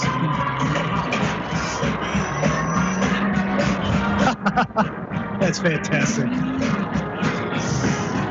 You must be so proud. Oh, you know, 26-12 is our score. This is the McBain Hardware halftime show. The Ramblers with the lead over the Manton Rangers, game 2 of our varsity doubleheader. The Ranger girls winning 44-38 in our opener. The Rambler boys trying to get the split as they have a 14-point lead at the half. That second quarter sparked by Connor Murphy, who had 11 of the Rambler 14 points, knocked down 3 triples. Mason Hooker knocked down a triple. The Ramblers, no 2-point buckets in that quarter. 4 threes and a couple of free throws as they extended their lead. They led 12-2 after the end of the first quarter. Manton coming back, coming to life in that second quarter, but the Ramblers answering late in that second quarter. And they enjoy a 26-12 lead. As I mentioned, Connor Murphy leading the way, 13 first half points. Daniel Rodenbaugh had 8 all in the first quarter. Mason Hooker with the triple that I mentioned in that second quarter, and Caden McGillis with a bucket to round out the scoring for the Ramblers, who are 5 of 8 from the line in the first half. Meanwhile, Caleb Moore knocked down a couple of threes for the Rangers in that first half, in that second quarter, in fact. Cole Rigneris, playing with that heavily taped left ankle, has 4 points, and Jacob Hahn with a bucket to round out the scoring for the Rangers, who are 0 of 1 from the free throw line in that first half. It's been a very well-defended game. Both teams playing excellent defense. The Ramblers, though, getting hot in that second quarter. Rangers have had open looks from range. They just haven't been able to knock them down. Yeah, it's been great defense by the Ramblers, but it's also been missed shots by the Rangers. And if they just made half of those shots, we're looking at a completely different game right here. But we want to give kudos to the Rambler defense and what they've been able to accomplish so far. Tell you what, the student section has come up with a whole new level of shenanigans for a halftime show, their own halftime show, as they are doing Indian leg wrestling. I don't know if that's politically correct anymore. Maybe it's just leg wrestling now. And they may be getting ready for the Army crawl race. This is very impressive. It really, truly is. Hey, tonight's broadcast brought to you in part by McLean Transmissions, Kelly's Pizza and Grill, L&J Meat Market, Wexford Misaki Career Tech Center, and LC Materials. Our sincere thanks to all of our broadcast partners for their support of Rambler Athletics here on 107.9 CDY. Don't forget, head over to 107.9cdy.com. Click the game logo. You can listen to us live, streaming anywhere in the world where you got a solid internet connection. Our thanks to McLean Transmissions for their support of live streaming of Rambler Athletics. I know it's being used. Patty Hamlet listening to us in Colorado, at least during the girls' game. Not sure if she's still listening. We know Brian's listening to us down in Waterford. Brian telling me there's around a dozen folks joining him on that live stream. So we know it gets used, and we are appreciative to McLean Transmissions for allowing us to bring that to you. For anything transmission related, for quality used cars, call 231-779-1394. That's 231-779-1394. McLean Transmissions on La Chance Road. Hey, Brian, Anthony's Breadsticks comes by the dozen. 12 listeners, dozen. Put the math together. Cream cheese dip. Just saying. This is one of my favorite long-running jokes now. And I actually let Brian know to make sure he tunes in for some period of time just so you can do that to him. Well, this has been an exciting game, but this is only the first round. It is. And McBain will officially be halfway through the Highland Conference action after tonight's game, as well as Manton. And the winner of this game will have a 1-game lead. But these are the 2 top teams, and they will have to meet again. And this second time is going to be in Manton. So it'll be interesting to see. Once again, the injury report is that Rigneris, who's been limited by minutes, has a problem with his ankle. It's heavily taped right now. He's made some great moves in short spurts, but he has not been able to stay on the court consistently. And according to Ryan Hiller, he says he's been the most impressive player for the Manton Rangers so far this year. And then Isaac Radin is still fighting the flu, but I don't think he's come out of the game yet. I don't believe he has. You mentioned that second matchup. That'll be on February 28th in Manton, and we will have that game for you here on 107.9 CDY. Part of a 5-game stretch, Hawkeye, to end the season for the Ramblers. They go at Lake City, they host Glen Lake, at Manton, home for Big Rapids, and home for Cadillac. That is a murderer's row to close out the regular season. That'll test you for the postseason right there with a run like that. Well, it better, because you'll see Manton and Lake City in your own postseason. Hey, Jay, a homecoming fact for you. This year, the class of 2020 won the closing activities of the pep assembly. It's always a tug of war. This is the 4th year. Is that fair? They're all physically more mature than all the other classes. They won the tug of war 4 years in a row. They won it when they were freshmen. Wow. They won it as sophomores. They won it as juniors.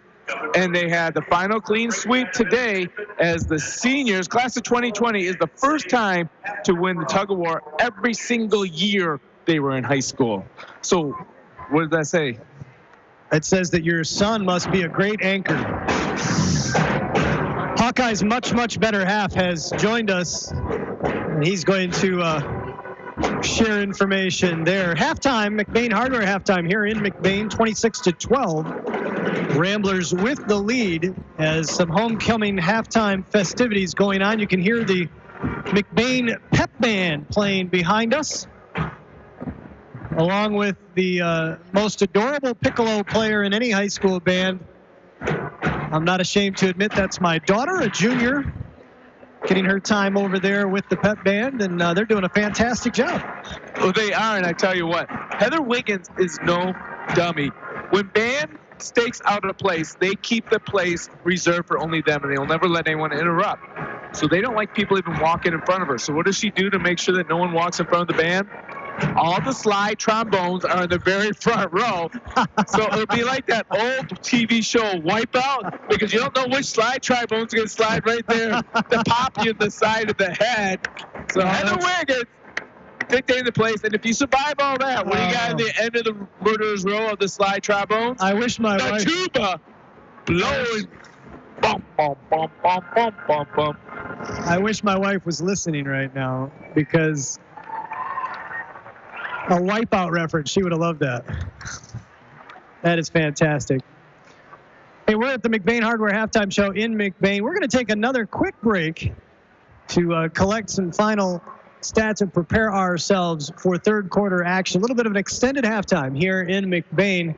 Halftime of the boys game, the second of our doubleheader here on 107.9 CDY. We're going to take a quick break, let you hear from a few of our broadcast partners, and we'll be back. Third quarter action coming up right after this. Providing great service and quality to our customers, LC Materials is here for you and all your concrete and aggregate needs, both residential and commercial projects. We can assist you in estimates, sand and gravel needs, project details, and on-time delivery. LC Materials is also in Cadillac at the Concrete Store. The Concrete Store has building supplies, stone, block, tools, and other accessories to help you finish your project. So when you're ready, call LC Materials. We're ready when you are, online at lcmaterials.net. We've all been there.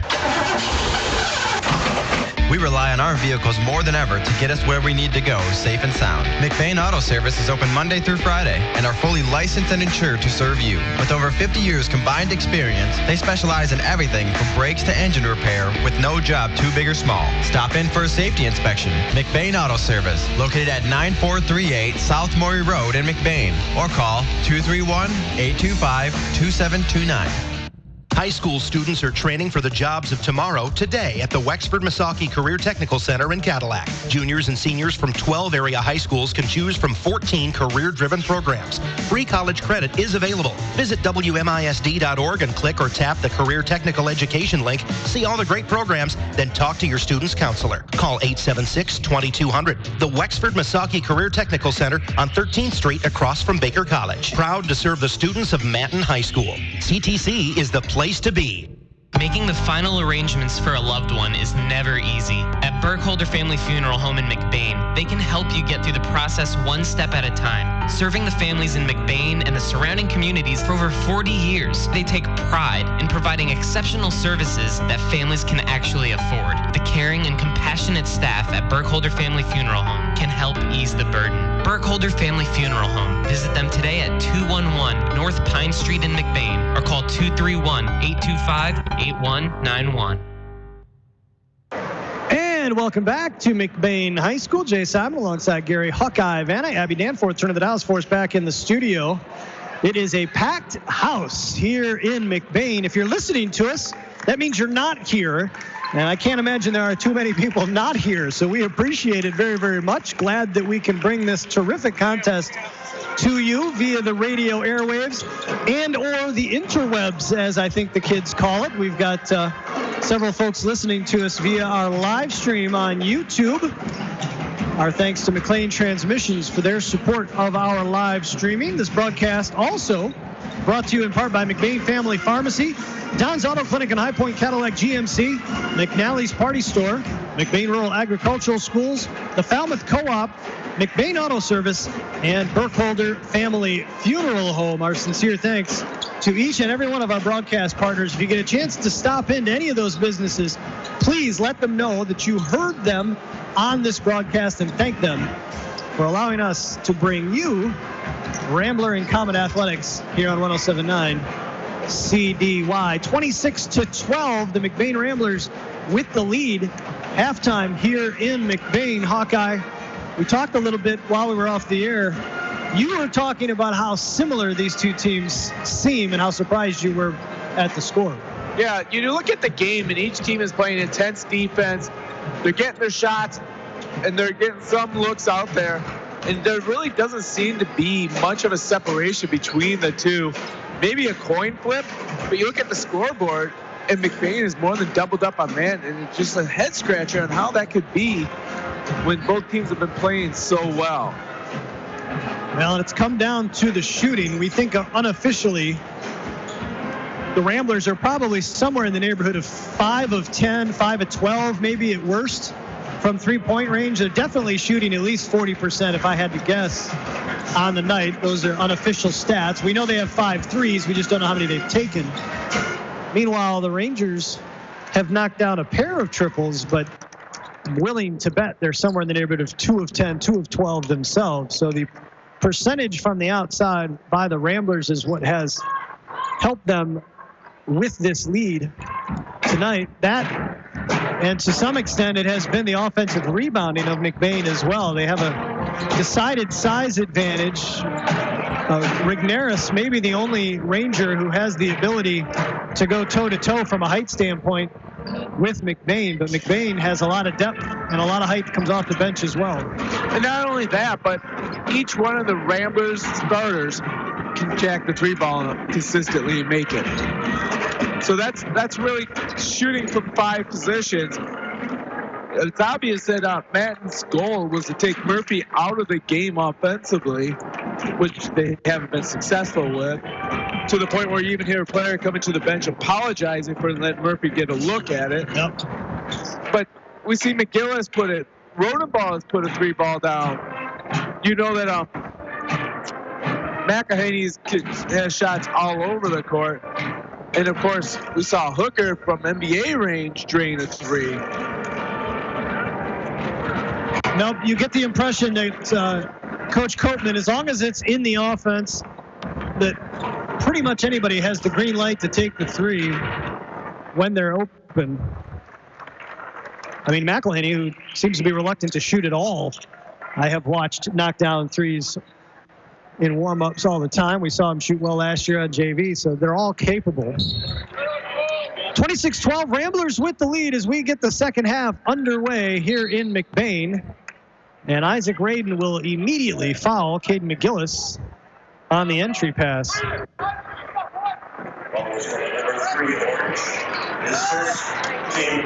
Well, I hate to say it, but McGillis was hung out to dry in that one, too. He was.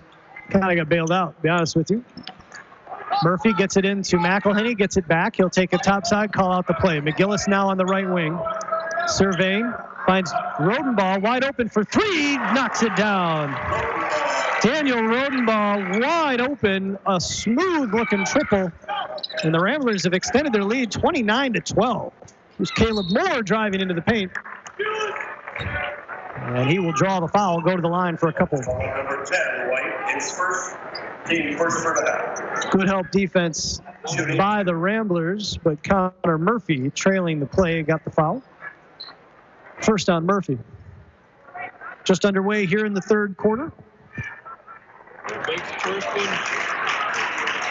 Caleb Moore at the line for the Rangers.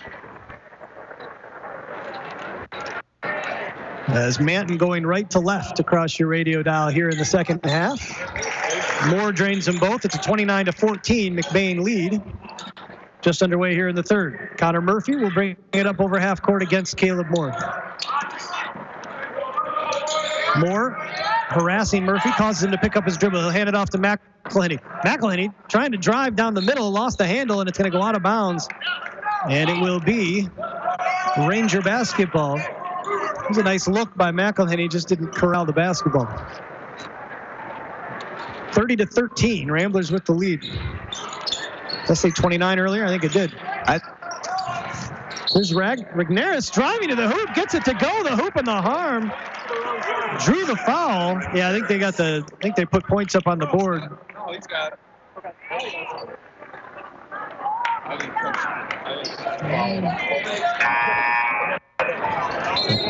I didn't catch the bubble. What a good thing here. What type of box? Caden McGillis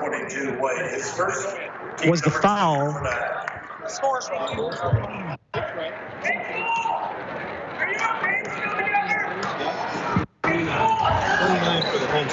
Rigneris can't complete the three-point play. McGillis with the rebound.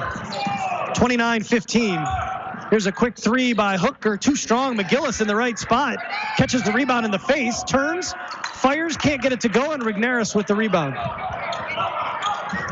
Here comes Isaac Raiden. Raiden crossing over. Gives it to Rigneris. Swung over in the left wing to Hahn. Hahn driving on Rodenbaugh. Loses the handle. It's going to go off of Hahn's legs. Out of bounds. Hahn thought he was fouled. It's not a high school kid in the universe who doesn't think he was fouled when he loses the ball. It's never my fault. Never. I have two high school kids in my class or my house, and they've never done anything wrong. Just ask them. I still play, and I've never lost a ball. It's always been a foul. Right. Yeah, we have 16. I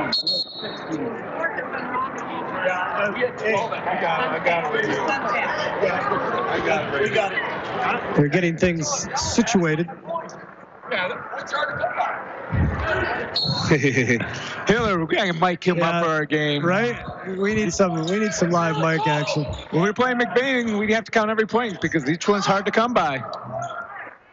So 29-16 is our score. It is the official score. It's the real score. Ramblers with the ball going left to right. Rodenbaugh driving baseline, cut off, slings it out to McElhenney. He'll take the three and knock it down. Thank you, Tristan McElhenney, for letting everybody know that you can do what I've been saying you can do. Knocks down the open look, and it's a 32-16 Rambler lead. Moore into the corner. Raiden for three. Good.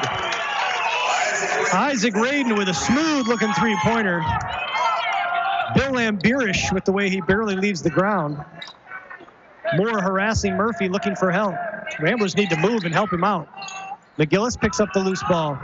Over to Rodenbaugh. Fakes the three, drives into the lane, elevates, stops, pops, and knocks it down. That was a pretty low play as he elevated over Rigneris.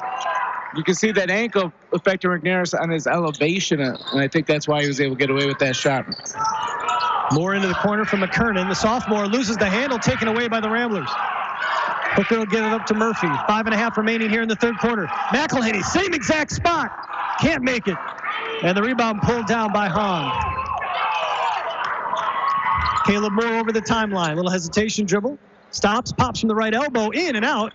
And McElhenney collects the rebound. 34-19 McBain, 5-10 remaining here in the third quarter. McGillis uses a Rodenbaugh pick, gets it back on the left elbow. Now he'll dribble topside. Looking to give it back to Murphy. Rodenbaugh staring him down, but he's not being pressured by Rigneris. So he'll just dribble. Now he picks it up, wants to get it to Murphy. Now he'll give it to McElhenney. McElhenney, top of the key, working against Hahn. A little hesitation, goes between the legs on Hahn, gives it up to McGillis. McGillis, top of the key. Over for Murphy, curling. Murphy gets into the paint. Floater is good, but no, the offensive foul as Hahn, again, getting into the right position. This time, Murphy unable to avoid him. And Jacob Hahn draws the offensive charge. It'll be the second on Murphy. 4.5 minutes remaining here in the third. McKernan, top side for Rigneris, checked by McGillis. Gets into the paint, spinning, taken away by Rodenbaugh. Rodenbaugh the other way. Doesn't have numbers. He'll dribble it to the right wing. Now going down low for McGillis. McGillis against Rigneris. Can't get it to go, but he'll draw the foul, and McGillis will go to the line for a couple of freebies. Nice, strong move by McGillis. You know, McGillis plays with a lot of confidence, especially when he gets the ball down on the block. He really feels like he could take anyone on with that. Really like the way Rodenbaugh realized he didn't have the break, Hawkeye. Pulled it out, backed it up, found McGillis on the block, and got him to the line.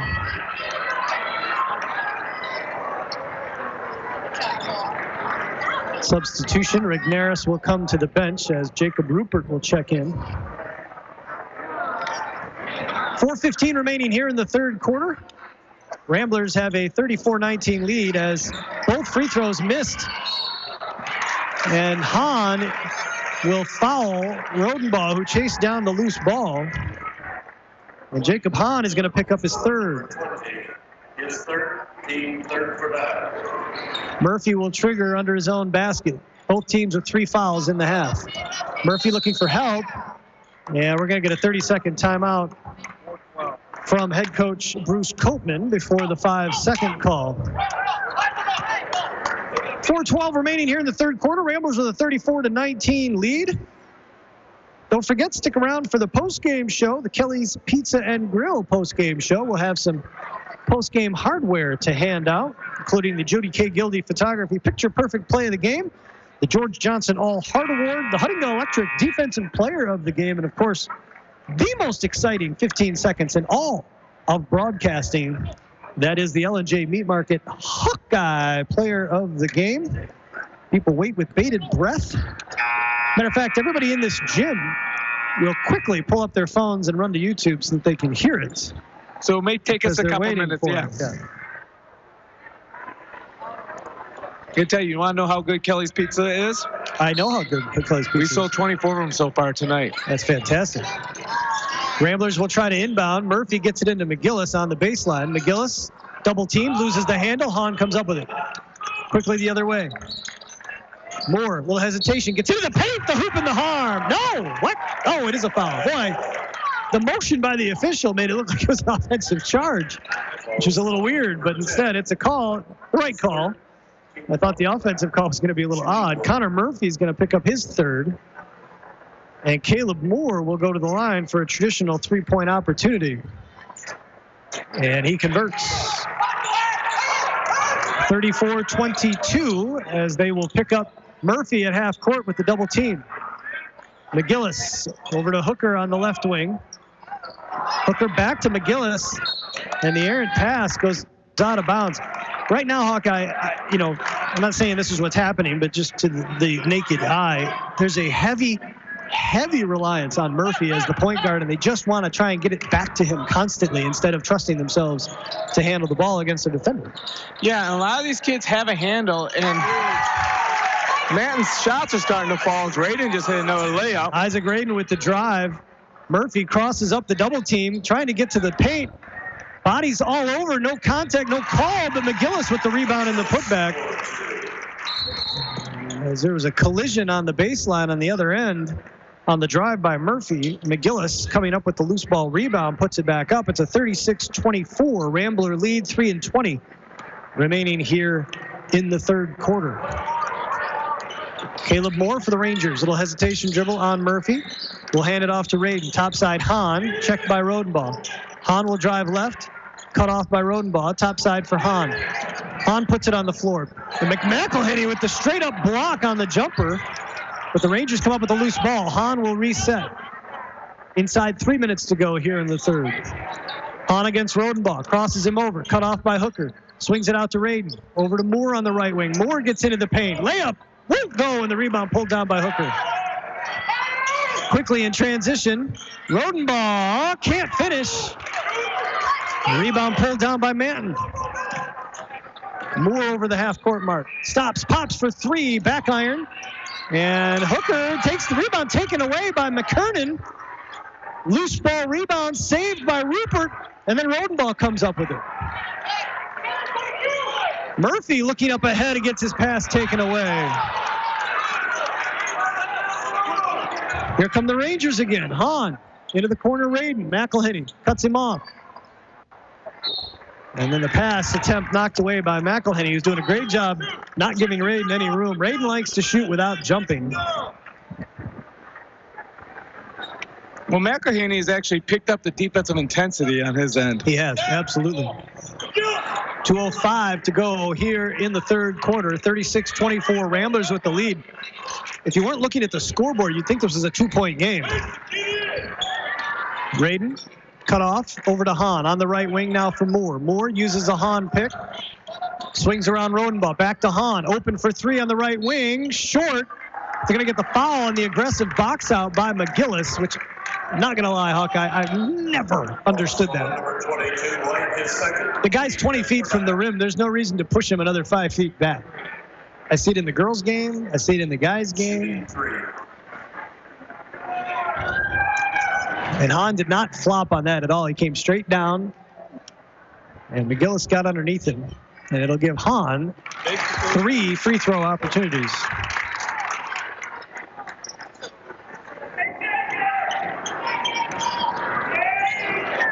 Minute 46 remaining here in the third quarter. Ramblers had a 26-12 halftime lead.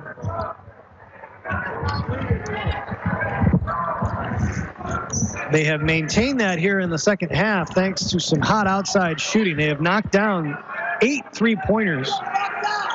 3-pointers in this game. As Jacob Hahn makes all 3 free throws. 36-27, Ramblers. Rodenbaugh cut off and double team. Skip pass. McElhinney, a wide open 3 and passed it up. He'll dribble it topside, working against Hahn. Caleb Moore is just face guarding Connor Murphy. McElhinney needs to realize there's no 5-second call. Into the corner for Murphy. 3 is short. Hooker battling for it, can't get it to go. Rodenbaugh with the loose ball rebound, puts it up and in. Athletic move by Rodenbaugh as he gets underneath the block of Raiden and put that in for an easy layup. Way to use his body to give him a little space. Well, what I really liked about that possession, Hawkeye, was that McElhinney just hung onto the ball, worked his way there. Boy, oh boy. They're going to get a foul call, a travel call on Hooker. The official just kind of shaking his head at Hooker. Mason saying, well, I got fouled. That's why I stumbled. The official saying, I didn't see it. I think the official said it was your own guy. That's entirely possible as well. As 2 Ramblers went for the rebound and one knocked over Hooker, and he didn't see what the number of that truck was. Hahn will trigger quickly into Raiden. Raiden's 3 is off the mark. Rodenbaugh chases down the loose ball. Inside a minute to go here in the third. 38-27, Ramblers with the lead. McGillis on the right wing. Goes behind the back, working against Raiden. Top side, finds George Brown. Brown left alone. He'll take the 3 and knocks it down. Boy, the way George Brown chased his shot, you would have thought it was way off, and it rattles home. It's just muscle memory when he shoots a 3 that he has to chase it. Hahn working against a double team. Slings it out to Moore. Moore into the paint. Nice look from McKernan on the left block, who lays it up and in. 25 seconds remaining. Here's Hahn with a steal, but he steps on the sideline. So he took it out of the hands of Rodenbaugh as Murphy was trying to quickly get it up to him. 41-29. Ramblers with the lead. 22.1 seconds remaining here in the third quarter. This has been a frenetic game. It feels so much tighter, as you mentioned, Hawkeye. Ramblers are not playing like they have a 12-point lead. Or is Matt not playing like they're down by 12? That's the other thing. McGillis cut off by Radin, and now Radin is going to slap it away from him and collects the loose ball. 12 seconds. Moore looking up ahead, finds Rupert to the 10, lays it up and in. Lazy pass, turned it over, and Matt made him pay. 5 seconds remaining. Murphy throws up the 3 and can't get it to go. And at the end of 3 quarters of play, the way the Rangers are fired up, you'd think they were up by 10. Well, they were able to close the gap in this last quarter, and they're actually starting to beat into the legend of McBain. Yeah, give a great credit to the Manton Rangers as they have trimmed it to 10. 41-31. McBain with the lead after 3 quarters of play. The first 3 are any indication. We're in for a fun final quarter. Don't go anywhere, folks. We'll be back right after this. We've all been there. We rely on our vehicles more than ever to get us where we need to go, safe and sound. McBain Auto Service is open Monday through Friday and are fully licensed and insured to serve you. With over 50 years combined experience, they specialize in everything from brakes to engine repair with no job too big or small. Stop in for a safety inspection. McBain Auto Service, located at 9438 South Maury Road in McBain, or call 231-825-2729. And welcome back to McBain High School. Jay Simon alongside Gary Hawkeye Vanna. Abby Danforth has been toiling away back in that studio trying to make us sound good. The McBain Ramblers have a 41-31 lead over the Manton Rangers, but the Rangers outscored them in that 3rd quarter thanks to a pair of 3-point opportunities. Jacob Hahn knocked down 3 free throws on a 3-point foul. They went 6 of 6 from the line, and their defense has really picked up here in the second half, similar to what we saw out of the Ranger girls in that first game tonight. Yeah, very eerie similarity. And now we're going to get a foul as McGillis trying to find Rodenbaugh. Caleb Moore is basically fronting Connor Murphy, and the Rangers are saying, listen, we're not going to let Murphy run your offense. You're going to have to run it through somebody else. You know, this is one of those times you wish you had Grayson Verberkmos healthy, because that would not be an option for the Manton Rangers. It'll be interesting if Grayson will be back for the next game, so they can't do that. Murphy trying to spin away from his defender, gets it taken away by Isaac Radin. Radin finds Caleb Moore, straightaway 3 is good.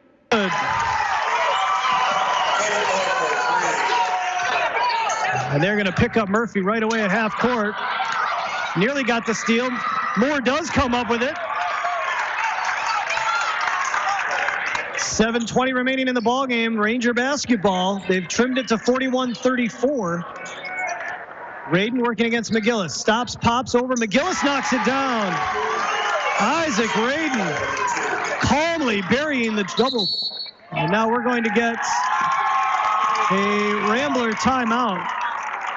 As the Rangers right now, Hawkeye, are just double teaming Connor Murphy immediately in the backcourt, forcing him to give the ball up because they feel their defense can trouble the rest of the Ramblers ball handlers. If they can't get a steal on Murphy, they figure they can get it out of the hands of any of the other players. Full timeout on the floor. We'll keep it right here. 41-36. A quick burst to start this 4th quarter has trimmed the lead to 5. And right now you feel like the momentum is all on the Rangers side. Yeah, they've really came out explosive right here. And their strategy now is, like you said, Murphy will not have the ball in his hands no matter what. He can't outshoot you without the ball. He can't run the offense without the ball. Everything is to shut down Murphy. And what would you expect a Manton McBain game in McBain to be? Come right down to the wire. You expect absolutely nothing less. A capacity crowd. It is packed. The Ranger faithful are here. And the Ramblers have filled every other iota of bleacher space. It is standing room only here in McBain. Student section is on its feet, across the way from us. 41-36, Ramblers with the lead out of the timeout. McGillis will trigger as they double team Murphy right away. McGillis comes up with the loose ball. And now he'll set up the offense. Again, as Moore just chases Murphy.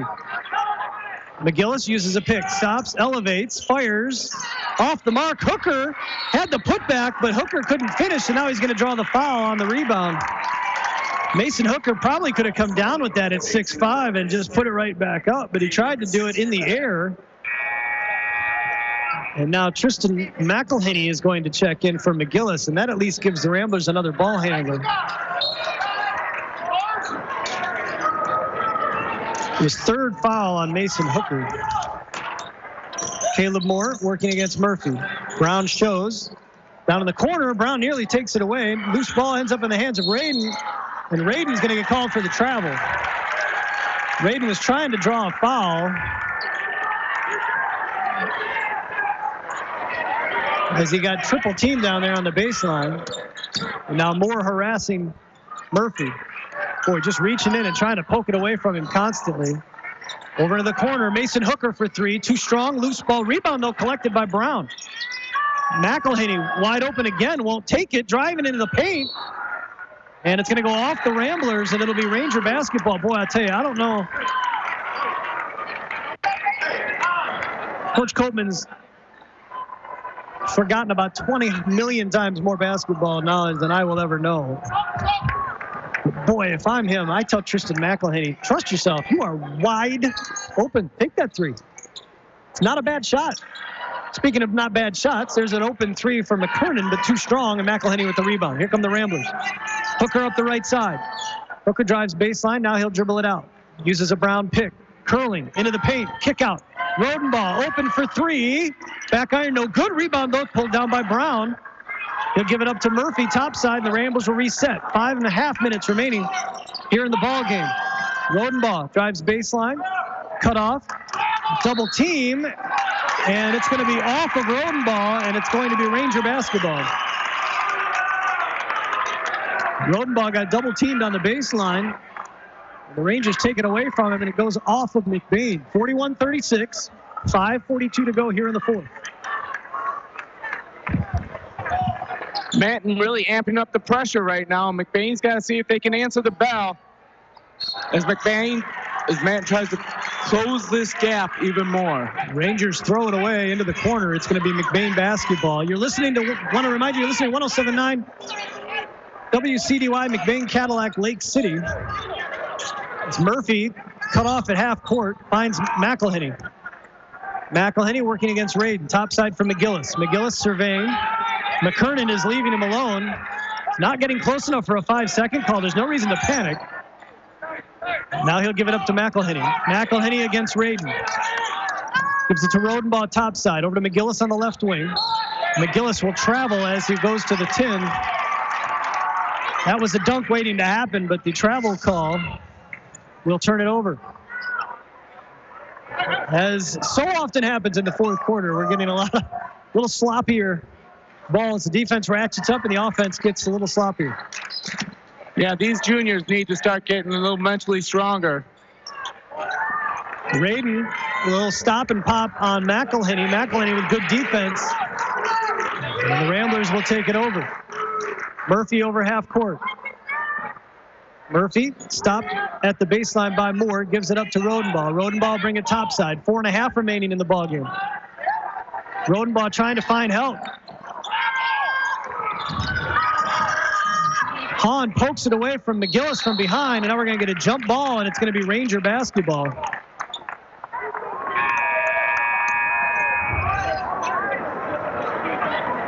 Hooker will check in for Rodenbaugh to give him a blow here at the end of the game. 4:24 remaining. Still a 5-point Rambler lead. Next foul by the Ramblers will put the Rangers into the bonus. Moore. Stop. Little jump stop. Floater won't go. George Brown with the rebound. Brown quickly the other way. Brown all the way to the rim, and we're going to get a blocking foul on the Rangers. Coach Copeman calling Connor Murphy over to him. He's upset about something. I don't know if he expected Murphy to do something else as George Brown took off down the lane. Brown never looked at anybody, just went straight forward. I think we found our backup point guard. Well, it's not our backup running back, if nothing else. George Brown, the third, knocks down the first free throw. You got to give Hahn a lot of guts to actually try and take a charge on him. There's no way I'm stepping way in front of George Brown. It was the fourth foul, by the way, on Jacob Hahn. So Hahn now playing with 4. 4:08 to go. Brown knocks them both down. Big free throws. 43-36. Ramblers. Moore gets inside, elevates over Hooker. Hits the rim about 3 times, doesn't go down, and the rebound pulled down by Brown. Murphy now will set it up. Working against Moore. McElhinney working against the sophomore McKernan. Top side for Hooker. Hooker puts it on the floor, driving into the paint, and he's going to draw the foul as the help defense came over, but I think they're going to get it on McKernan on the initial. Well, they're going to get on McKernan on the help. It's the third on Lucas McKernan, and it will send Mason Hooker to the line. And now both teams, their next foul will send the other team into the bonus as Hooker drains the first. Well, it looks like one of McBain's answers is when the offense is not running through Murphy is maybe look at a little ISO and attack the rim. Hooker can't get the second to go. Hahn swipes the rebound down. 44-36. Radin working against McElhinney. Into the corner for McKernan. Nice closeout by Brown. Top side for Radin. Radin against McElhinney. Behind the back dribble. Drives left side. Into the corner. 3-ball from Ragnaris. Too strong, and Murphy with the rebound. 3:20 to go in this ball game. Murphy to McGillis on the left wing. Working against Hahn, who's playing with the 4 fouls. And Hahn nearly harassed him into a turnover. Brown, though, collects the loose ball. Murphy working against Moore. McGillis wanted to set a pick for him, but he just brought another defender. Radin takes it away. Radin to the rim, lays it up and in. And we're going to get a quick timeout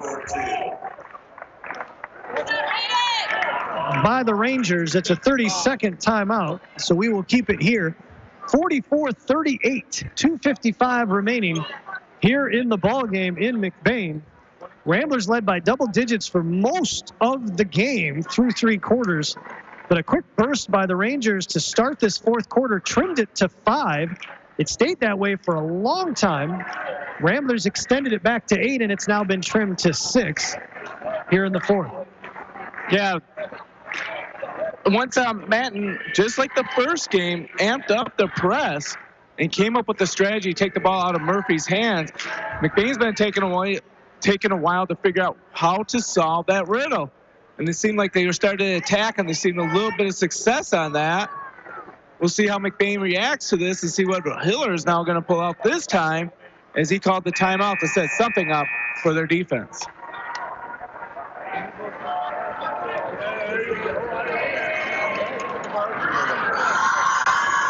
44-38, McBain with the lead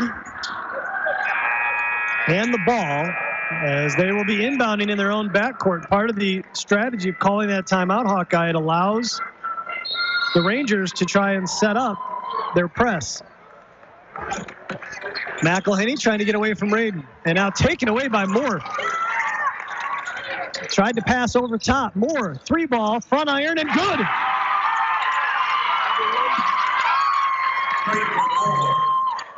Murphy, nice bounce pass to George Brown. Into the corner, Mason Hooker thought about the 3, puts it on the line, goes to the 10. No call, and the putback by Brown. Rodenbaugh is good for Brown. It was Brown, actually, with the putback. George Brown giving the Ramblers some terrific minutes, and now a turnover on the other end is going to be Rambler basketball. Boy, Jacob Hahn, fortunate not to pick up his 5th. Hooker, fortunate not to pick up his 4th. As he drove baseline and elevated, Hahn trying to draw the offensive foul. George Brown was in the right spot for the putback. Are those not charges? Rodenbaugh will bring it over half court. 2:20 remaining here in this ball game. McGillis top of the key working against Hahn. Hands it off to McElhinney. Top side for Murphy working against Moore. Rodenbaugh free throw line extended. And McGillis is going to travel. McGillis wants to get that head of steam, and he just keeps picking up his back foot as he drives. 2:03 remaining in the ball game. Ramblers have a 5-point lead. Big defensive stop coming up right now from McBain. Getting into the area where the Rangers may be forced to foul if they can't get a bucket here. Rupert over to Hahn on the near side, top side. Hahn right-handed dribble, spins into the lane, cut off nicely. Beautiful pass for a cutting Rupert. What a look by Jacob Hahn. 3-point Rambler lead. McElhinney over the timeline. Back top side for McGillis. 1.5 remaining in the game. McGillis over to Murphy on the right wing. Murphy working against Moore. Slings it to Rodenbaugh top side. Rodenbaugh, right-handed dribble to McElhenney. McElhenney looking inside. Now he'll give it to George Brown. Brown, defended by Hahn. Down low for Murphy against Moore. Moore gets the block, but they get the foul down low with the body, I assume, because he got all ball up top. But the official, baseline official, all on top of that. And advanced optometry, good call. In perfect position to make that. And the foul is going to send Murphy to the line. Just the first on Caleb Moore. Well, Coleman has decided to counter this with running the motion offense and waiting to see someone with an easy cut down low for the layup, or you keep passing around the outside.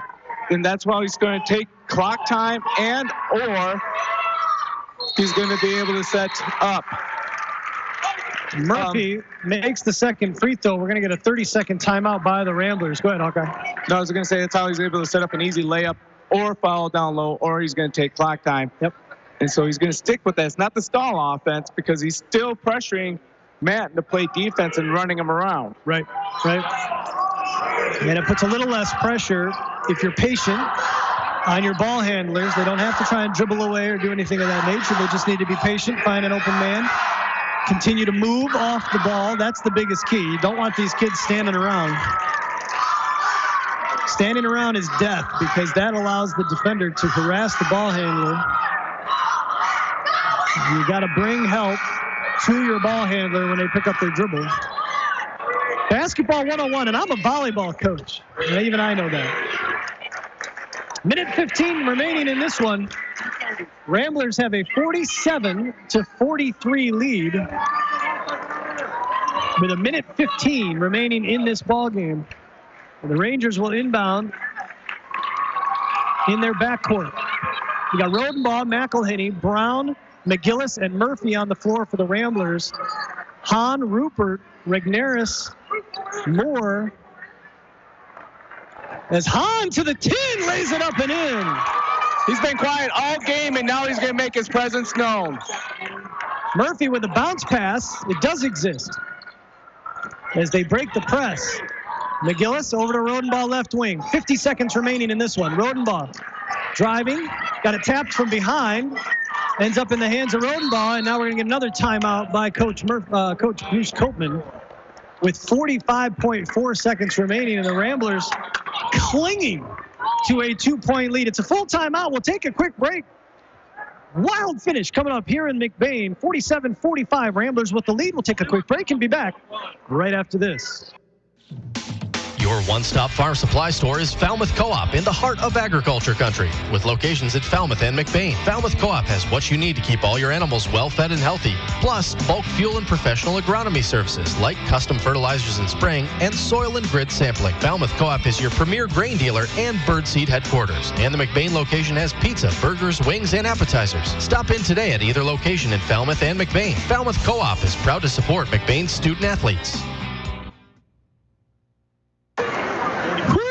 Hold on to your hats, folks. Homecoming here in McBain is not disappointing. 47-45, the McBain Ramblers clinging to a 2-point lead over the Manton Rangers. Game 2 of our varsity doubleheader. The girls gave us a great one as the Manton Rangers hung on for a 44-38 win. The Ramblers trying to get a split here in the nightcap. They have led by double digits most of the game, but the Rangers, thanks to some intense defensive pressure and a strategy of taking the ball out of point guard Connor Murphy's hands, have come all the way back and trail by 2. Ramblers will inbound out of the timeout. Ball tapped away by the Rangers, so the Ramblers will inbound again. McGillis trying to come to the ball. Rodenbaugh will send it deep. Hooker will sky and pull it down at the logo. Hooker looking for some help. Gets it to McGillis. 36 seconds remaining. Ranger bench calling for the foul. Murphy to Brown, top side, and now we will get the foul as Rupert will foul George Brown. And George will go to the line for a 1-and-1. Jacob Hahn with the 4 fouls will check back into the game. They're going to need Hahn's leadership. Opportunity, yeah.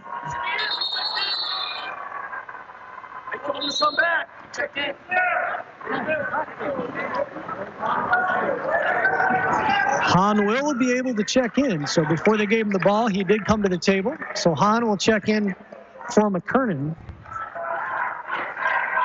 And George Brown drains the first. Boy, I'll tell you what.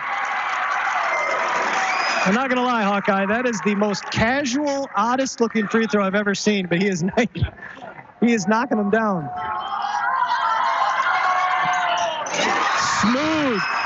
George Brown giving some huge minutes to the Ramblers here in the fourth quarter. Calmly knocking down 2 free throws to make it a 2-possession game. 49-45 with 29.7 seconds remaining here in the ballgame as head coach Bruce Koopman has called his final timeout. Rangers still have 2 timeouts remaining. I had them with a full and a 30. I'm being told they have 2 30-second timeouts remaining. Woo.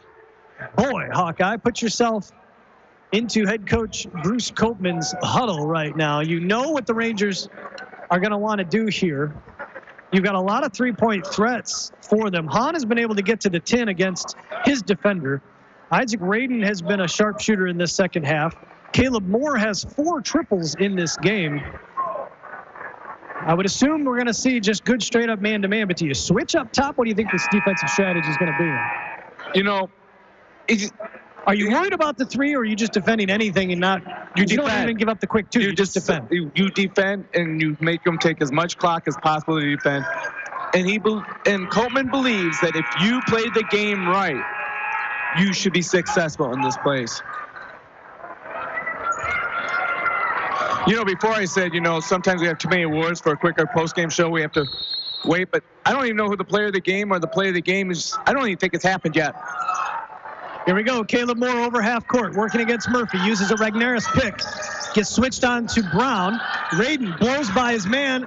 Lays it up and in. 18 seconds remaining, and we'll get a 30-second timeout by the Rangers as Isaac Raiden had Caden McGillis closing out on him quickly. Put it on the floor, laid it up over the front of the rim, and 17.5 seconds left in this one. The Ramblers still with a 2-point lead. Now it's all about getting the ball inbounded, regardless of who you get it inbounded to. I'll tell you what, if they really focus on Murphy, I'd bring Brown to the ball. He sure seems comfortable at the line.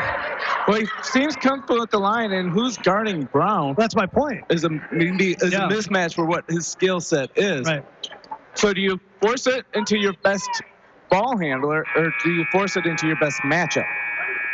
I think Brown, if you start him in the forecourt, could come to the ball because he's being checked by Jacob Rupert. Ramblers will think 3 into the front court, and now George Brown will come into the front court as well. Murphy will trigger. Oh, and Brown took off, and Murphy didn't see him. They had him in a quick foul by Regnerus. But Brown wanted the wide receiver pass. If they had been ready or communicated that, Brown was wide open.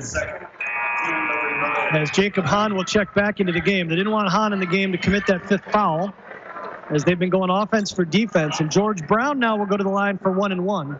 Actually, Daniel Rodenbaugh. Excuse me, Daniel Rodenbaugh. You're right. Sorry. So used to Brown going to the line. And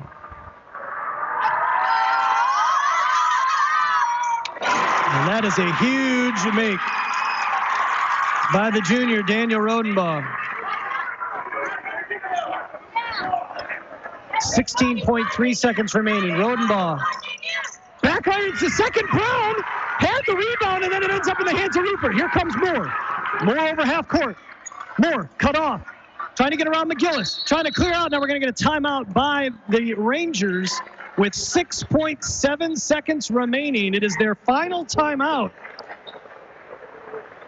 And they trail by 3. What a finish we've got for you right now, folks.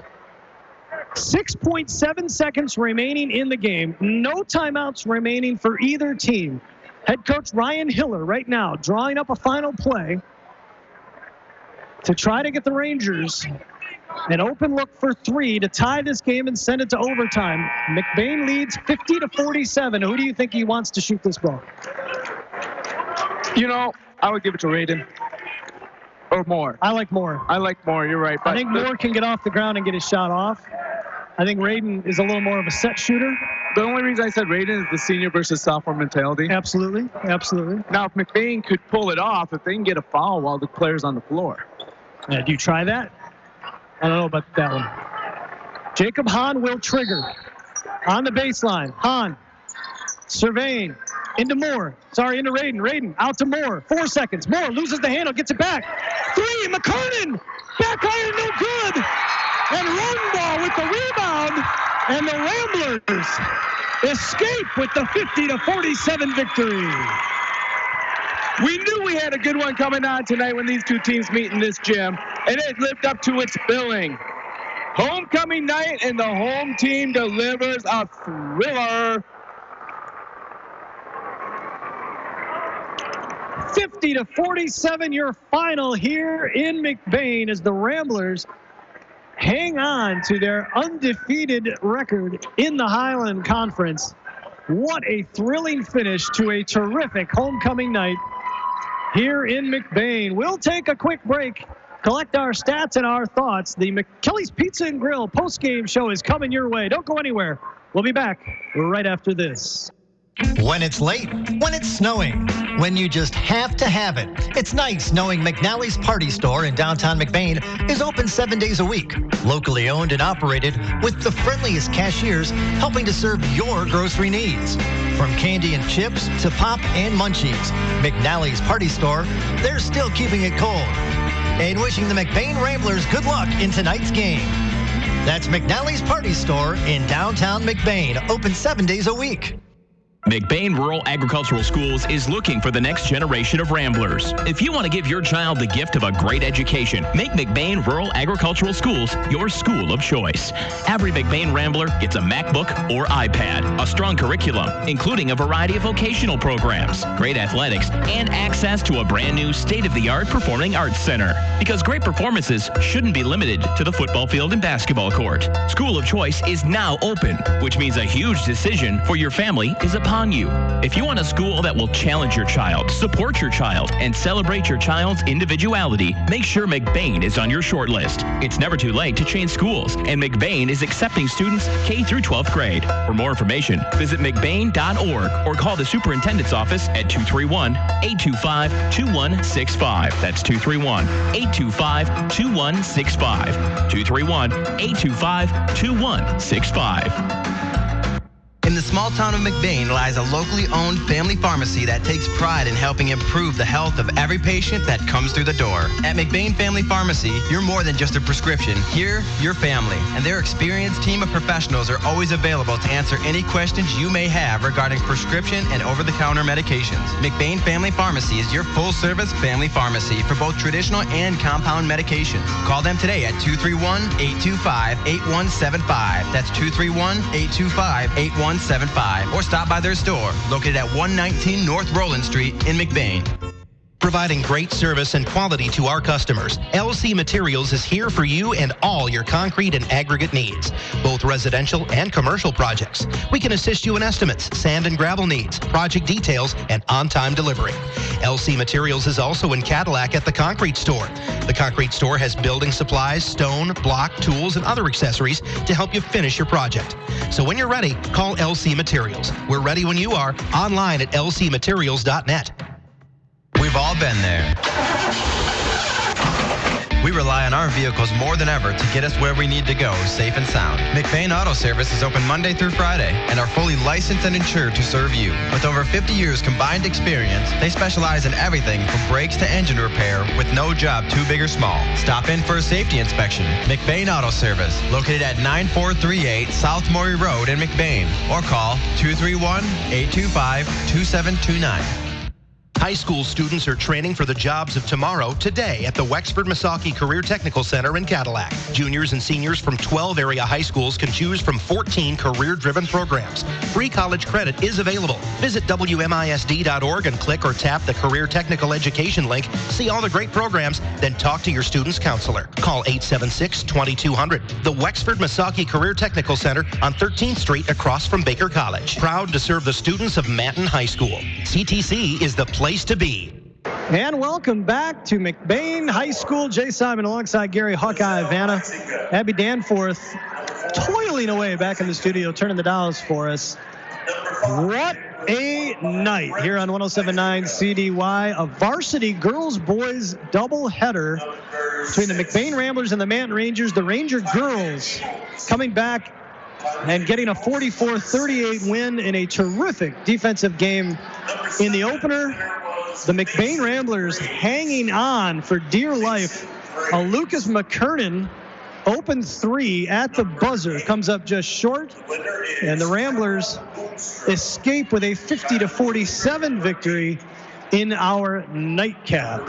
What an experience for the Rambler homecoming crowd as they begin to set some things up. They're going to get the homecoming court and such. The Ramblers have had basketball for longer than they've had football. So while most schools do homecoming festivities during a football game, the Ramblers do it during basketball season.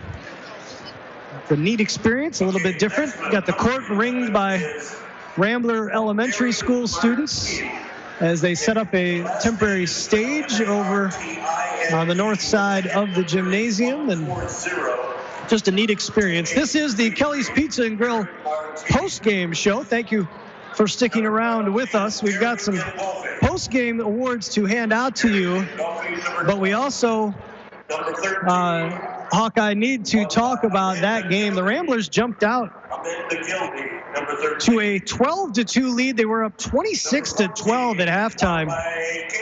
But the Rangers, thanks to some very strong defense, came storming back in the second half. They cut it to 2 multiple times, and some timely free throw shooting. George Brown went 4 for 4 in the fourth quarter, managed to hold the Rangers at bay. The Rangers with 6 seconds remaining had one last look at a three-point opportunity. Despite some bobbled balls, it ended up in the hands of Lucas McKernan, the sophomore, who had a relatively open look from the free throw line, extended near side, left side of the lane, but he just missed, and the Ramblers picked up the win. What a great test for both teams as they continue here through this season. Yeah, what a fantastic opportunity here as both teams are going to take this battle, and it's going to be exciting to see us on the 28th when we're in Madden as we bring that game here on CDY to see what the second act will be. And it's just going to be good basketball. Both teams are developing. McBain has found some weaknesses, especially about finding a second ball handler to really kind of change the offense. They did figure it out a little bit at the end, but I don't know how long you can rely on George Brown to be your point guard. Yeah, that's a game tape that might get watched closely by other teams, other schools. They feel they can take the ball out of Murphy's hands and throw a little kink in the offense of the Ramblers. I think you might see that a little bit more frequently. They're announcing the winners. You listen to Harv Lucas, the longtime voice of the Ramblers. We've got a bunch of baskets that were made that raffled off, and he's rattling off the names of the winners of all of these baskets. We've got the Kelly's Pizza and Grill post-game show here, and we've got some post-game hardware that we need to hand out, Hawkeye. And I think I'd like to start with the Judy K. Gildy picture-perfect play of the game. It would have been easy had Caden McGillis not traveled on the one drive to the hoop, because I think that would have been a thunderous one-arm dunk, one-footed dunk. When he went to the 10, he held up when he heard the whistle. But instead, you've got to pick from an array of big plays on the night. I can think of a few different opportunities that you might select, but I'd like to see what you think. What do you got? Well, I looked at 3 different plays. I had the George Brown coast-to-coast attacking the rim. We ended up getting fouled play, but it was just free throws at that point. If he would have made the layup, that would have been an easy call for me. I had a Connor Murphy first half three-pointer where he crossed over more, went to shoot. Hahn actually high-fived Murphy after he released the ball, and he drained the 3-ball. But I'm going to go on the defensive end, and I'm going to give it to Tristan McElhenney on his block on the jump shot of Radens. from 15 foot extended, and I'm going for that as the Judy K. Gildy pitch perfect play of the game. Nice. I like it. The Tristan McElhenney straight up block of Isaac Graydon on the jumper is your Judy K. Gildy photography picture perfect play of the game. Okay, how about the Defensive Player of the Game award brought to you by Huttinga Electric? This is similar to the girls' game, I got to think. An award that you could give to any number of Ramblers that were out there on the floor for their defensive efforts. But I know you got somebody in mind. Yeah, you know, if you get the Judy K. Gildy picture perfect play of the game for your defense and you've been praised all game for it, then you might get the Huttinga Electric Defensive Player game, Tristan McElhenney. Not a bad call. I like it. McElhenney doing a great job on Isaac Graydon most of the night. And knocking down a three-pointer because I know he can do it. I'm glad he proved me right. Running down the stats for you from that contest. The Rangers were led by a game-high 17 points by Caleb Moore, who knocked down 4 threes in the game, including 2 huge ones in the fourth quarter that helped to spark the Rangers early in that fourth quarter and cut the lead to single digits. They got 11 out of Isaac Graydon, all in the second half. Jacob Hahn, who played much of that second half with 4 fouls, finishes with 7 points. Cole Ragnaris, playing on half of an ankle, finished with 6 points. Jacob Rupert with 4. Lucas McKernan had 2. But if he'd had 5, we'd still be talking about a game. We'd be in overtime right now, as he had an open chance, just unable to knock it down.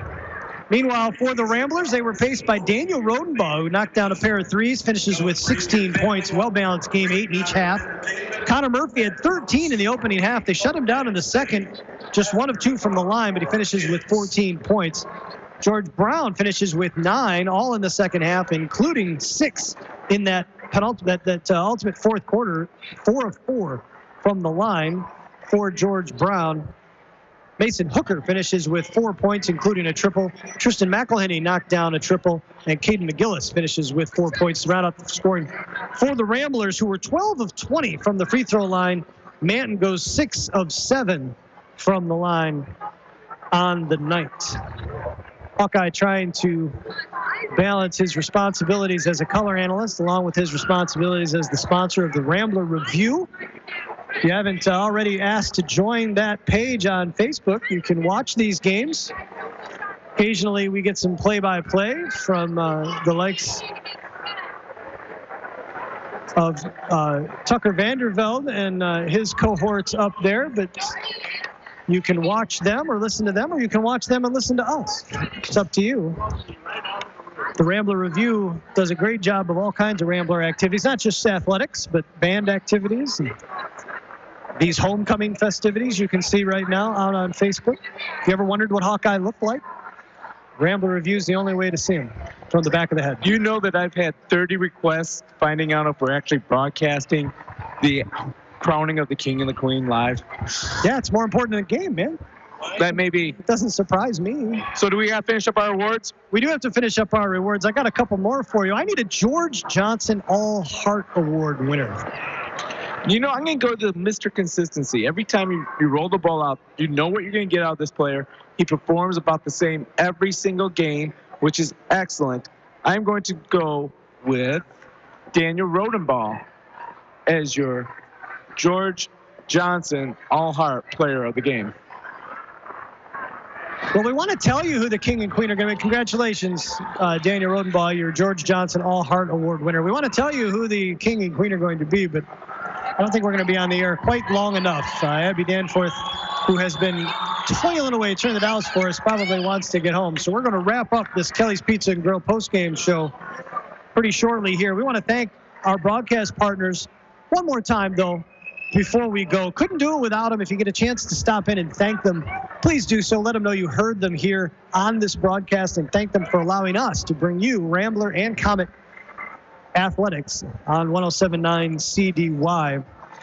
They include Burkholder Family Funeral Home, McBain Auto Service, the Falmouth Co-op, McNally's Party Store, Don's Auto Clinic and High Point Cadillac GMC, McBain Rural Agricultural Schools, McBain Family Pharmacy, LC Materials, Wexford Misaki CTC, The Shepherd's Agency, McLean Transmissions, Kelly's Pizza and Grill, L&J Meat Market, Pluger Mechanical, Advanced Optometry, Judy K. Gildy Photography, Northern Truck Service, McBain Hardware, and Huttinga Electric. Our sincere thanks to all of our broadcast partners here on 107.9 CDY. They are introducing the grade representatives ahead of the homecoming court here in McBain. But we've got one more thing to take care of, and that is the most exciting 15 seconds in all of high school broadcasting.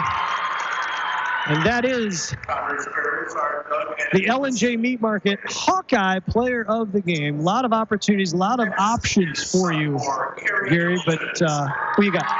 Well, I'm going to give that Hawkeye Player of the Game to the man whose energy and desire, cool under pressure, player who took last year off, to George Brown III. Nice. George Brown, who had a huge 6 points in the fourth quarter, including going 4 for 4 from the line, is your L&J Meat Market Hawkeye Player of the Game. Hey, quick shout out to our homecoming court. Caitlin Butson for the freshman being walked out by Connor McLean. Dad is the sponsor of our online broadcast. For our sophomores, you have, and now her name drops out of my head, with Landon Ealing. Our juniors is going to have Olivia Naderhood, the star from the junior game, as well as Grayson Berberkmos. Senior officers will be Cooper Agama, as well as Gavin Seelan. The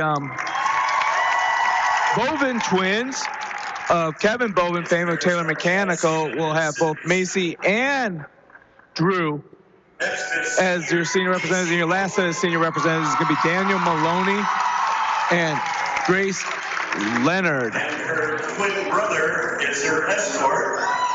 There you go, the homecoming court here in McBain as they celebrate. Her parents are Kevin and Michelle Goldberg. I think this is the first time that A Rambler victory candidate gained a queen. in the boys varsity basketball game. The Ramblers and Rangers splitting tonight. Varsity girls Rangers win. The varsity boy Ramblers win. That's going to do it for us from McBain. For our producer and engineer, Abby Danforth, for Gary Hawkeye Vanna, I'm Jay Simon. Thanks again for joining us tonight, folks. We will see you Tuesday night as Hawkeye and I will be in Beale City as the Ramblers go down to the Aggie Land to take on the Aggies in another Highland Conference contest. And a game you can only hear right here on 107.9 CDY. Good night, boys. This broadcast of McBain Rambler Sports on 107.9 CDY has been sponsored by McBain and LC Family Pharmacy, Forefront Credit Union, Burkholder Family Funeral Home, Wexford Misaki Career Technical